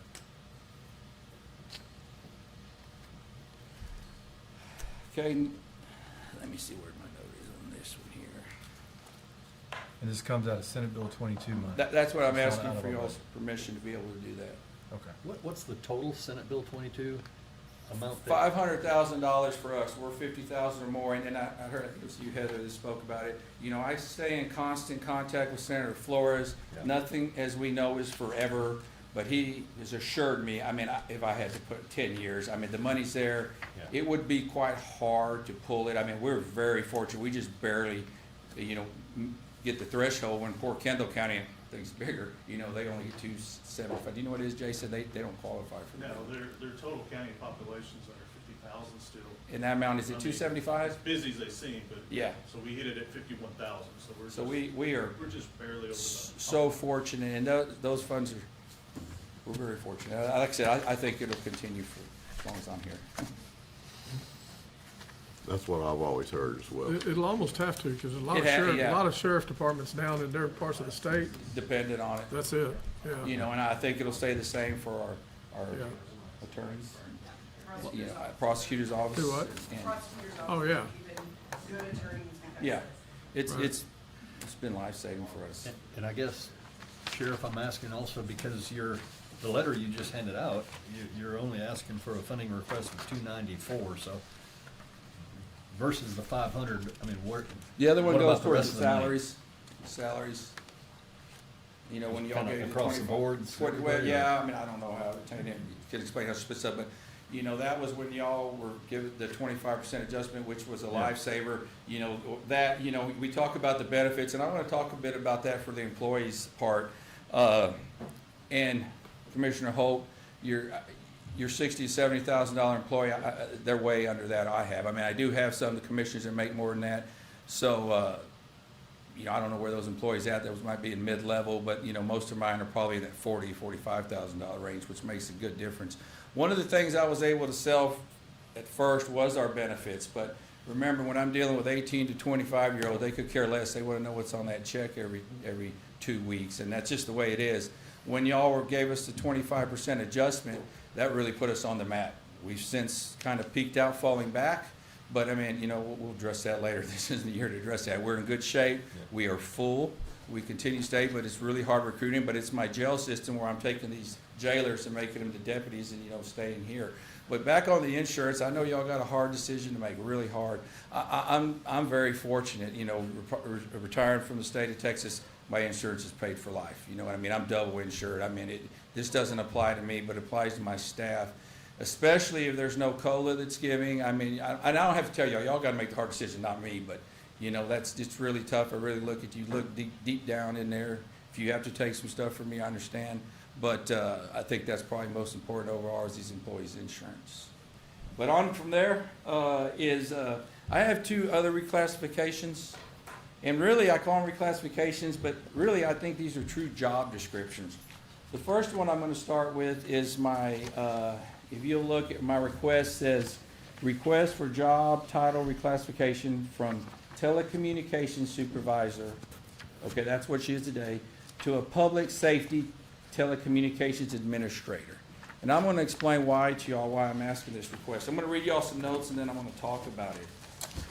The responsibility of this role has evolved beyond traditional supervisor duties and now encompasses a broader scope of leadership, coordination, and operation support that more closely aligns with the rank of a supervisor in a lieutenant's position in the sheriff's office. And why I tell y'all that, just keep in back of your mind the storm we just went through, the event. In addition to overseeing daily dispatch operations and supervising personnel, this position has taken on expanded responsibilities that include increased decision-making authority, operational coordination, and direct involvement with critical incidents. This role requires a higher level of accountability, leadership, and communications to ensure the effectiveness and of this agency's response in their services. Furthermore, this position serves as a key liaison to emergency management coordinator, and I'll explain more on that in a minute, facilitating communications, coordination, and collaboration between dispatch operations and emergency management functions. This added responsibility is essential to maintaining preparedness, supporting emergency response efforts, and ensuring seamless coordination during critical events. Okay, when I first got in office, this person had a job description. my chief deputies came to me the last 4 years to look about reclassifying, and I kept saying, no, I had other priorities. Is one, to get my staff up, and I'm getting pretty close to where I had. And I really, the event from last year really opened my eyes what all this person does and seen. So I really took a hard look at it, and let's just say she had 17, I guess you'd say, items on her job description to today where she has 25. I'm going to give you some of those in just a minute.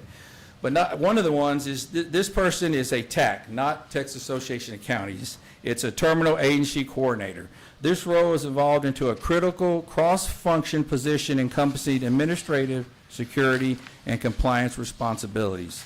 Over the past several years, this role has expanded significantly due to the increasing federal CJIS security requirements, broader database access, heightened cybersecurity exceptions, stricter auditing standards, and greater accountability surrounding criminal justice information system. As these responsibilities have grown, the TAC position has transformed from a secondary administrative duty into an essential operation within the role of our agency. Criminal justice information systems are mission critical. Every system or agency uses that process, stores or transmits criminal justice information, and must be submitted to review and approved by DPS to ensure compliance with our CJIS security requirements. All agency personnel are required by DPS to complete either an 8, 16, or 24-hour TLETS training. Depending on their level of TLETS access, in 2021, this person became an associated trainer, which eliminated the need to send our personnel to other agencies for training. As an associated trainer, other agencies can conduct training in-house and provide training opportunities to this agency. Obtaining and maintaining associate training certificates now become a requirement within the sheriff's office to do this job. Those are kind of the stuff. I want to get into some bullet points on this. This person is also responsible, going to be for the new dashboard system that will be placed in our dispatch. Yes, our emergency management coordinator will be the primary person, but this is a responsibility that's additional that she's going to have to take on.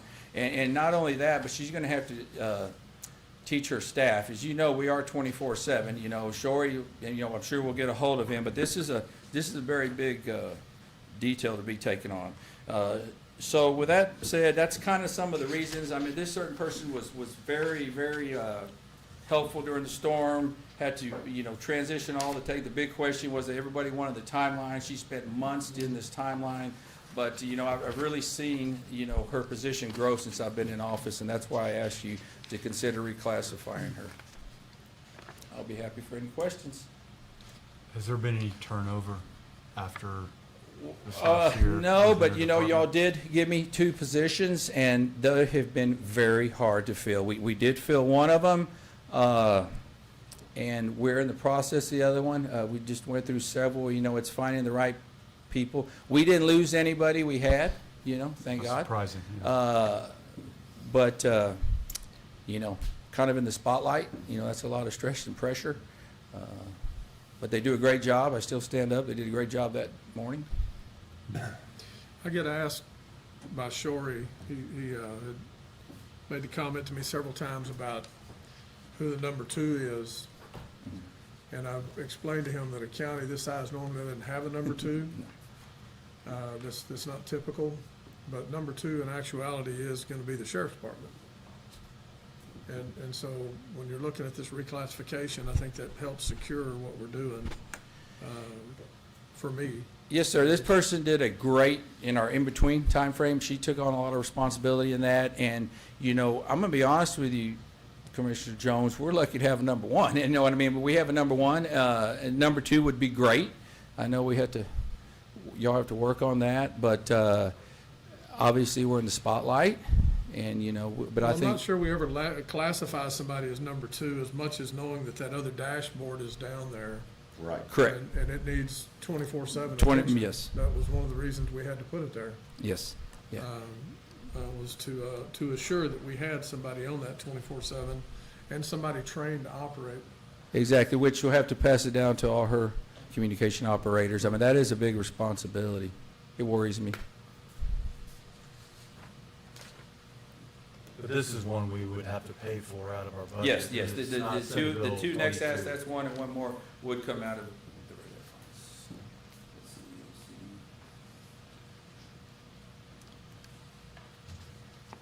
see. And this, y'all good? Okay, y'all ready? Move forward. Okay, my final one is, this is a request for job reclassification from executive administrative assistant to executive administrative fiscal manager. Okay, this request, I'm gonna read it and then I'll go over some details. Yeah. Over time, the scope of this position has expanded significantly beyond traditional administrative duties. In addition to providing high-level executive support, this employee has assumed critical financial and compliance-related responsibilities that align more closely with the role of an executive administrative fiscal manager. The duties now include oversight of state and federal seizure records, ensuring compliance with all applicable regulations while maintaining accurate tracking of associated funds. They are also responsible for preparing and submitting required reports, including Senate Bill 22 and 287G accounts, which demand a higher level of precision, accountability, and familiarity with regulatory requirements. Okay, prior to me taking office, we didn't have that. Some of the things I'll talk to, I mentioned Senate Bill 22 and 287. The Sheriff's Office and my administration, Captain Gage, have done an amazing job, I just want to tell you, in getting funds. We broke $2 million of outside funds we picked up. Those funds, I can't tell you how critical it is. Those are things I don't have to. We bought 5 vehicles out of those funds, just bought them outright because we're able to do that. We've upgraded our weapons, training, equipment. I mean, those are things I don't have to come. That's to y'all and my training and my stuff like that. To me, $2 million is a lot of money. Don, that's my 10%, a little more, probably about 12.5%. But, but those have to be accounted for, because one of the things I'm not ever, I don't think Rusty was a big fan of grants, because what happens with grants, you have to be held accountable, and there's a lot of answer, and if we do mess up spending those grants, we do stand a chance of paying them back, but she does a great job. But, I say she was my executive administrative assistant, but she's no longer that today. I usually go to my number 2 now more. She maintains all of our contracts. When I came in office, we had 10 contracts. As of today, we have 36 contracts. I mean, this is a year-round process. As soon as we start, we're going to get in process for next year. These people don't respond. It's staying on top of them and have the numbers ready for you when you get here. To me, if this was a private business, she would have more of a role of a CFO, is how I feel. She maintains a budget over $19 million and 132 employees. She deals with the auditor's office on a regular basis. Like I said, we're bringing in over $2 million that she has to account for in oversight. Actually, the whole $19 million she has to account for. But, like I said, this is money, if it wasn't accounted for correctly, it would have to be paid back. She handles the following audits. I'm going to go over what she deals with on a regular basis. Chapter 59, which is our seizure assets. Commissary accounts, which is my account that the inmates purchased goods for. Inmate trust fund. LEOC, which LEOC is Law Enforcement Officers Standards and Education. She deals with that with the Texas Comptroller's Office. Unclaimed property report within the Treasurer's Office. Also, Senate Bill 22 audit, she works with the Judge's Office on that. These are the reasons I'd like to reclassify this position. I feel something that is more comparable to what she does today. That's it.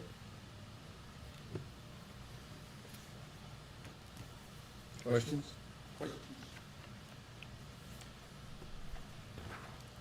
The sheriff briefed me on this as well as many of y'all already before here. That's where my questions were. Yep. Save some time. Okay. Next, I'll get into new positions. This one is a deputy, kind of just not a deputy, a jailer, corrections officer. And 4 years ago, I came to the court wanting to increase my jail staff and my patrol deputies one each year on the corrections officer for 4 years. We're at that 4th year. I have 3 shifts with 9 and one shift with 8, okay? And, you know, you gotta remember, that's 4 years it takes me. You almost need to start around again. But if I can get to 9, we're good. But I'm gonna give you some of the reasons, especially so the public understands, why do you need 9 jailers to, you know, to run a shift? This morning, we had 225 employees. So you know, and be transparent to the public, a shift of 8, like they are today, that's only 6, okay? Why is that only 6? So one of those has to be in control, and one of them has to be in booking all the time. So those, now, not that they couldn't, but that was a primary, they're not to leave that because safety and security of the jail.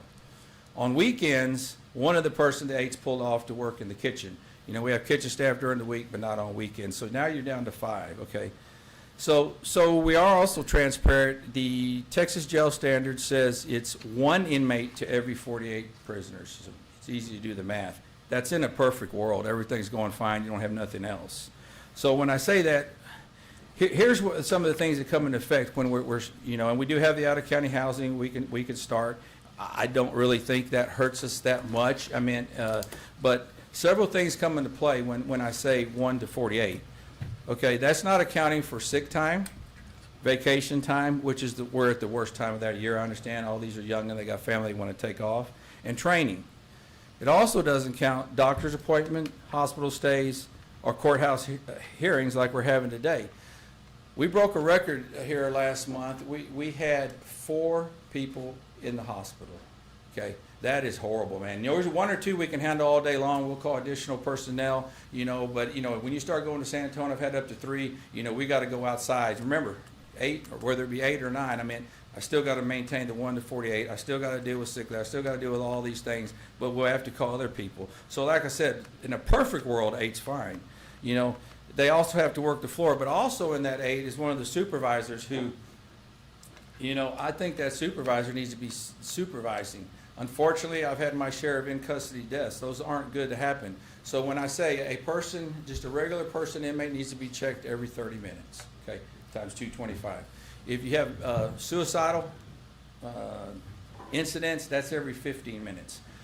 And those checks, where it comes in critical, if you do have an in-custody death, that's when Texas Department of Criminal Justice comes down and looks at everything, and you better be on spot, because if you're not, you know, then I have a lot of questions to ask you. We've been very fortunate in our stuff, but, you know, those are just the things. I'm having to divide those people up more, you know. But that's kind of why I have my request for that today. That will complete my round of 9, and then I think I'm good for a while moving forward. And your average right now is 238, 234? Yeah, we're at 225, around 250 normally. 250. We're at 225 today. Okay. And that number is what? My jail population this morning, there's 225 inmates in jail. You know, it's 225, 235. Right. You saw the letter from Bear County, right? Yes, sir. Yes, sir.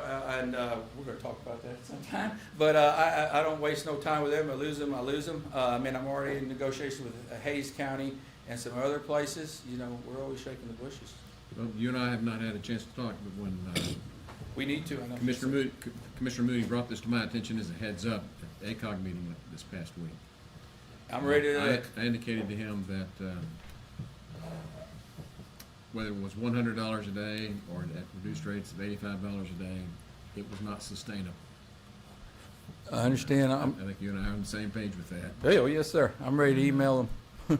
What this is, and we're talking about out-of-county jail populations. Housing. We need to get to the bottom of that sooner than later, and if we decide to go a different direction, I've already visited with the county attorney. We'll draft up a letter, right? But we probably need to talk, and, you know. In that letter, Judge, it kind of looked like the county judge wants to work it out, but maybe the funds aren't there. Is that right or not? I'm not an attorney. That's my interpretation, and my response was that what they're being charged is below market anyway. It's not sustainable for us to continue the operations at that level, and that they need to start looking for alternative sources to house their inmates.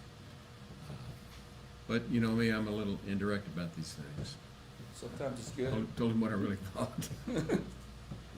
And Judge, where I think, you know, we'll win at the end, in talking to their chief deputy for the jail, jail housing is very hard to find. It's premium. So, Well, and we'll talk about this. This is a workshop for your budget, and we will talk more about this, but,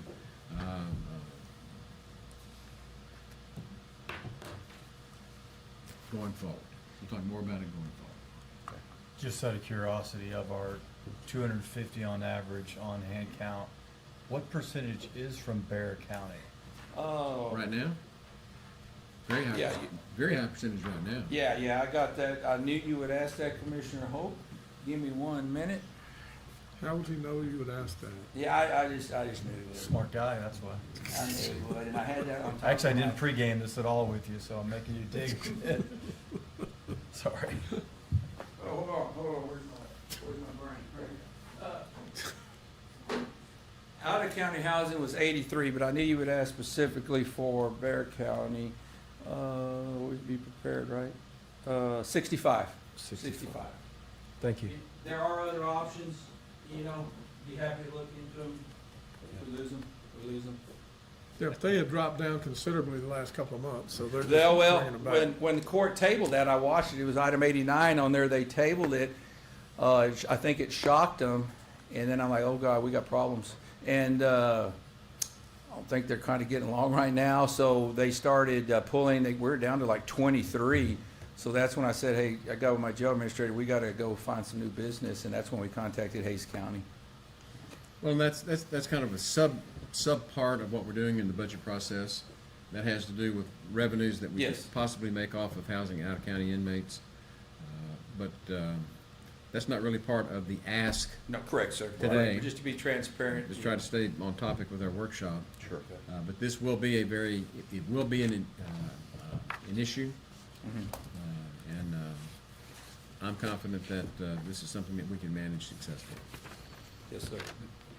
Sheriff, since we're already talking about the issue though, can you clarify, right now, what's the rate you're charging to Bear County for an inmate? It's 65. 65. It's 65 day. You know, And this has you been going since last indicated October. you're gonna increase that, right? Well, yeah, should have happened October 1. Yeah. And I got criticized in the media here a couple of months ago. It really upset me. When that got tabled, you know, it brought up a lot of red flags. That's why they started pulling back. It looks like Kerr County Sheriff goes up in the middle of a budget year. I never do that. I always give them 90 days notice. I wanted to tell them, we're supposed to go up October 1. Now you've drugged me, and here we are today, 7 months later, and they're still at 65, so something needs to change. It needs to change now. Well, they need to wake up and smell the coffee. and get I agree. realistic. Because I just don't think that this is sustainable. No, sir, it's not. Okay, thank you. Yep, okay. So the next one is a deputy request, and I know this, y'all, my job's easy to present, y'all's job is to figure out if you have the funds to do it or not. My goal is always to get up to 8. I'll kind of read. Kerr County population continues to grow. Over the past several years, we've seen a rise in human trafficking, drug-related offenses, domestic violence, and other crimes affecting the residents. I anticipate these trends will continue, placing further demands on our deputies. So with that being said, as Kerr County continues to grow, the call volume increases, our patrol division is experiencing a higher demand of services, which places additional strain on existing personnel.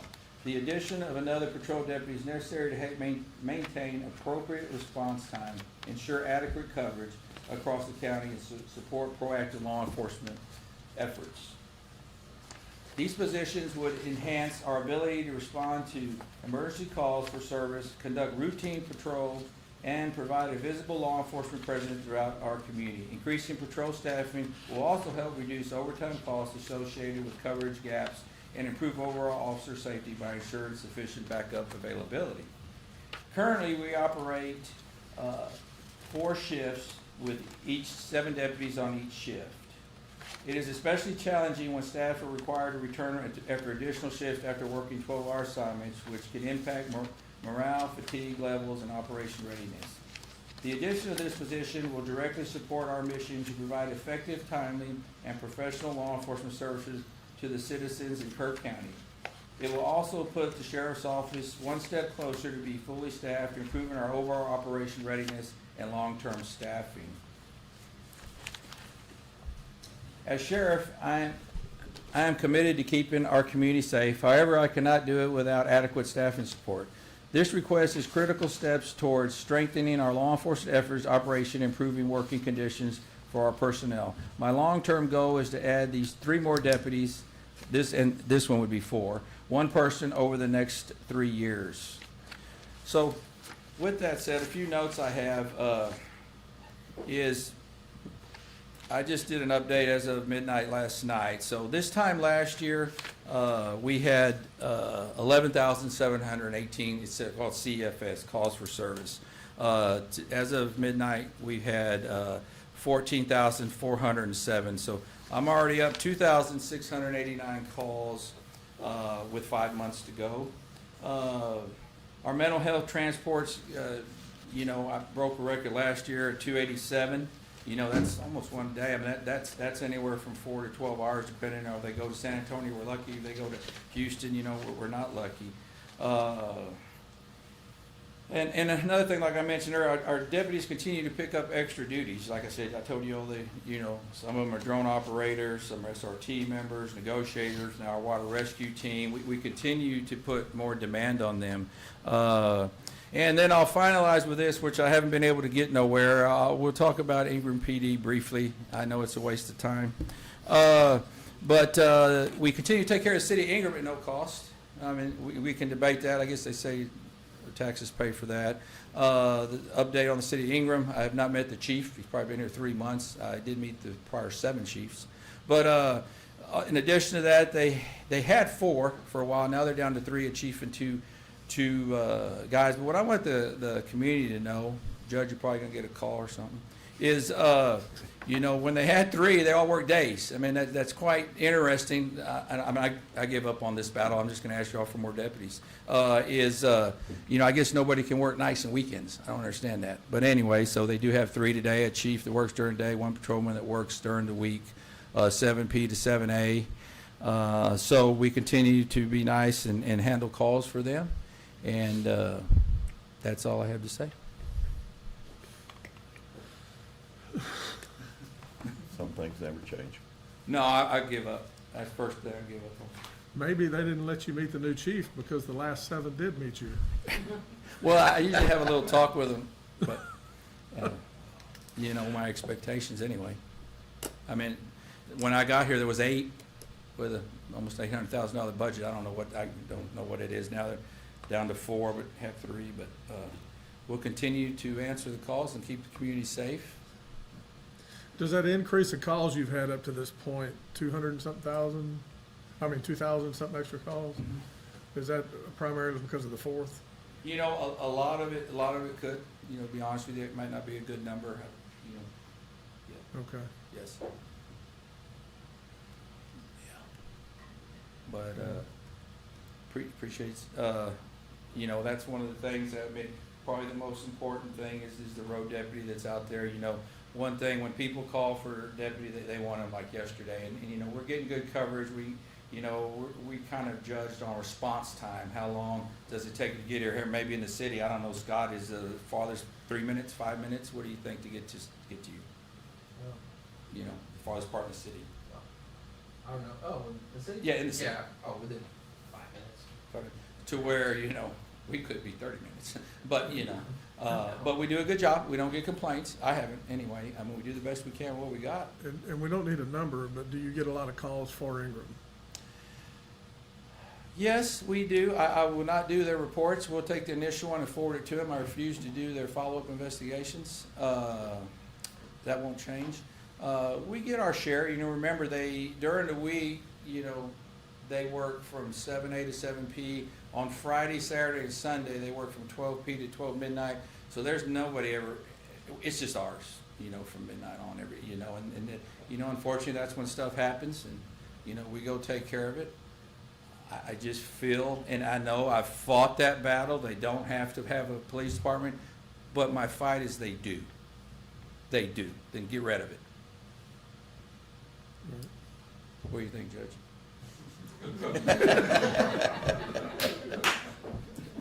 I think it's a train wreck. Then we'll move on. We'll move on. Well, look, they certainly have it in their budget. They tax their It's almost residents. 800,000 when I got in office. For that. You know, usually things go up, but, you know, 6 years later, it's went down. Yeah. Yeah. All right. Rich, you're Services thinking. Or less. No comment. So, final one, again, Judge, I know this is once, something I've been interested in for years, and I'll explain, is an evidence technician. Maybe now's not the year, but I've wanted to bring in a couple, but I keep putting it off. You know, after talking to the commissioners, decided to bring this forward and just put it out there so the public knows this is a direction I'd like to go. And I'll explain what an evidence technician is. As the volume and complexity of evidence handling continues to increase, the need for dedicated civilian support in this area has become essential. Proper evidence management is critical to maintaining chain of custody, ensuring legal compliance, and preserving the integrity of investigations and prosecutions. The civilian evidence technician would be responsible for an intake of documents, storage, tracking, and disposition of all evidence from properly received with the Kerr County Sheriff's Office. This position would also maintain accurate records, assist with audits and inspections, and ensure compliance with all applicable laws, policies, and procedures. Please see a job description. In addition to the role, they would support and coordinate with investigators, patrol staff, outside agencies to ensure timely and accurate processing of evidence. By assigning these duties to a dedicated civilian position, sworn personnel can focus more fully on core law enforcement responsibilities, improving overall effectiveness and efficiency. This position is necessary to ensure continued accountability, efficiency, and proper management of evidence operations within the sheriff's office. Just so y'all know, today law enforcement, this started years ago with your major agencies. They went to the evidence people, and you'll see it on TV, on CSI and stuff, to civilians, not commissioned. All your big agencies. Actually, Kerrville Police Department has had two for years. I'm wanting to start with one. And why is that? There's certain drugs you can no longer mail. We used to be able to mail, and that was very helpful. We have to take in person now. It's gotten so busy in the state of Texas, we have to set an appointment. That's pretty much a one-day operation, usually once a week, if not every 2 weeks, that I send a current investigator. You're looking at an investigator, depending on his years of service, anywhere from $80,000 to $100,000, to go up there. But he kind of oversees the evidence. I mean, it is a huge responsibility in prepping for cases and stuff like that.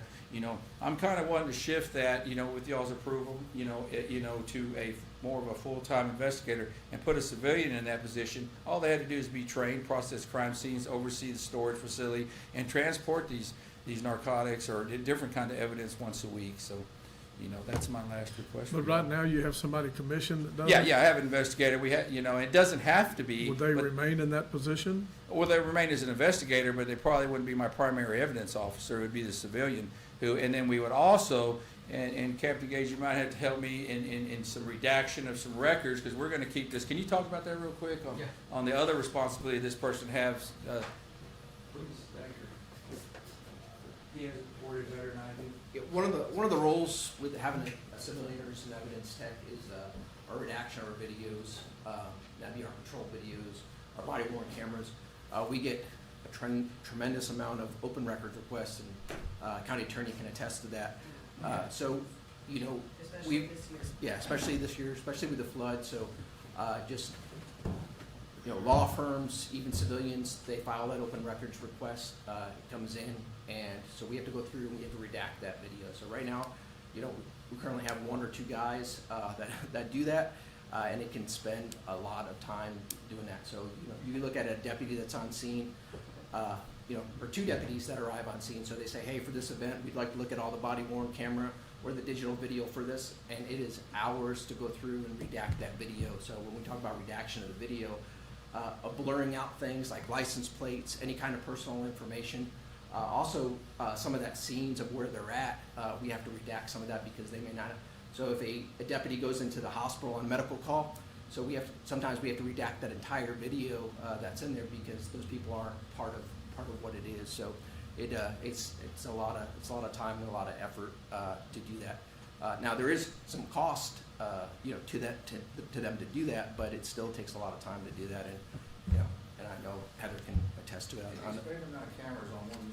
Yeah, I mean, you're talking, if someone asks for, you know, hey, patrol officer so-and-so, I want to see it from this traffic stop, from these videos. So you're talking the officer's body worn camera, so their in-car computer, which is the front-facing one, so their cage area, where we store prisoners, as well as we have a rear-facing camera too that monitors any of that type of stuff. So if that officer is out there for 2 hours on this call for service, then we have to go through and we have to look at it, we have to redact that video, we have to take that, download it to one server, and then move it to another server, and then be able to produce that product out to those people. So We only get, I'm sorry to No. interrupt, but we only get to, as a county, charge $15 an hour for that officer to go through and redact those records before we can produce them under the Public Information Act. So it's not, we're not even covering our. So we need a legislative change. Oh, yeah, yeah. You got the direct line. Yeah. Yeah, it doesn't cover what we're having as, just manpower. Yeah. So having that civilian one is taken away from, you know, because one of that jobs is, as that investigator that oversees that, that's one of his jobs is to do that as well. So that's putting that civilian in that position to help with that. So, probably questions about that, but yeah, you know, I mean, there's currently, I mean, from the flood, hours and hours and hours of video to look through on some of that stuff that on those requests. So, and it's not as easy as, you know, it's not as easy on some of that redaction stuff. It's not as easy as to, hey, put in an address and it's going to come up with all that stuff. It's going through minute by minute and looking and saying, hey, okay, these are that's here. And then also what happens is, hey, maybe for a specific officer that's on there, well, say they're asking for about a certain. So hey, you realize, hey, deputy so and so is on the scene. Well, guess what? The next deputy arrived at the scene, so then all their videos incorporated into it as well. So you start doubling up all kinds of stuff on events. So it's a lot. And what I want to add, I might need your help, Heather, is if you take out the event, the flood event, you know, I wish it was stricter or more guidelines on to file open record requests. It is so easy, and I don't want to put it out there because we'll get more, but to file one and cause me hours and hours, and just on a dog and pony show. I mean, today, I mean, it used to, back in my day, we didn't have it like that, but it's so easy to file one, and then what is it, 10 days we have, or send it? I mean, the timeline starts when I get it, so this person would help. If we don't get it, we'll continue to carry on, but It's a lot of work. It's a lot of work for, I think that the sheriff's office gets more requests than any of our departments for records, but the way it's set up in our county, everybody has to be aware what the rules are. Each of our departments has to respond to the requests, and then they work through our office to get redactions or withhold records. It is a huge undertaking, these public information requests, and what we're required to provide to the public. And that is all, because we have to be transparent as a government entity, but it's a lot of work for our departments. Right. to produce records. I think we're gonna be meeting, I think there should be one clearinghouse on that. I mean, they just go everywhere, and we could be doing the same job. I think we need an intake system for another day. The public information officer position that we already have, or public relations officer, may be a really good place to put that. We're just to explain, to be transparent, where they would all go to, not that they would do the work, but that way, because that timeline starts when they get that notice. You got your 10 days. And then funnel it, like I have my own people that does it, she has hers, I'm sure each person has it, but we just get bombarded with these. Yeah, the flood, that was an unusual incident, hopefully that never happens again. But just on a daily basis, we get those, you know, the media all the time, 287G and stuff, we get a lot. So to be clear, with the exception of the SB 22, under your new hire special request is the 221 that covers everything we Yes, sir. discussed. Yes, sir. Like I said, I know my job's the easy job, y'all's is the hard one. But, and to end it with, you know, under my administration, you know, I continue to be proactive. You know, like I said, it takes me a year to get, I'm trying to stay ahead of the game. You know what I mean? I'm doing this for next year, and, you know, I'm just to continue to be proactive to make sure we keep the county safe. As y'all know, the sheriff in Texas' primary responsibilities, number one, is the jail. That's my number one, which is number one liability. Number two for a sheriff is civil process, which is my second liability. What I didn't tell you, my communications to me is third, but the sheriff's in charge of charge with the county jail, civil process, courthouse security in all facilities, and to enforce criminal and traffic laws. That's what I'm charged to do every day. And, you know, that's why I come to you with these requests to continue to do that and keep this county safe. And that's all I have. Thank y'all. Brief.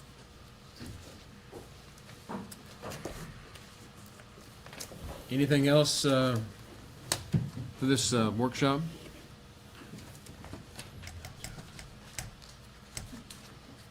Everybody tired? We will be adjourned.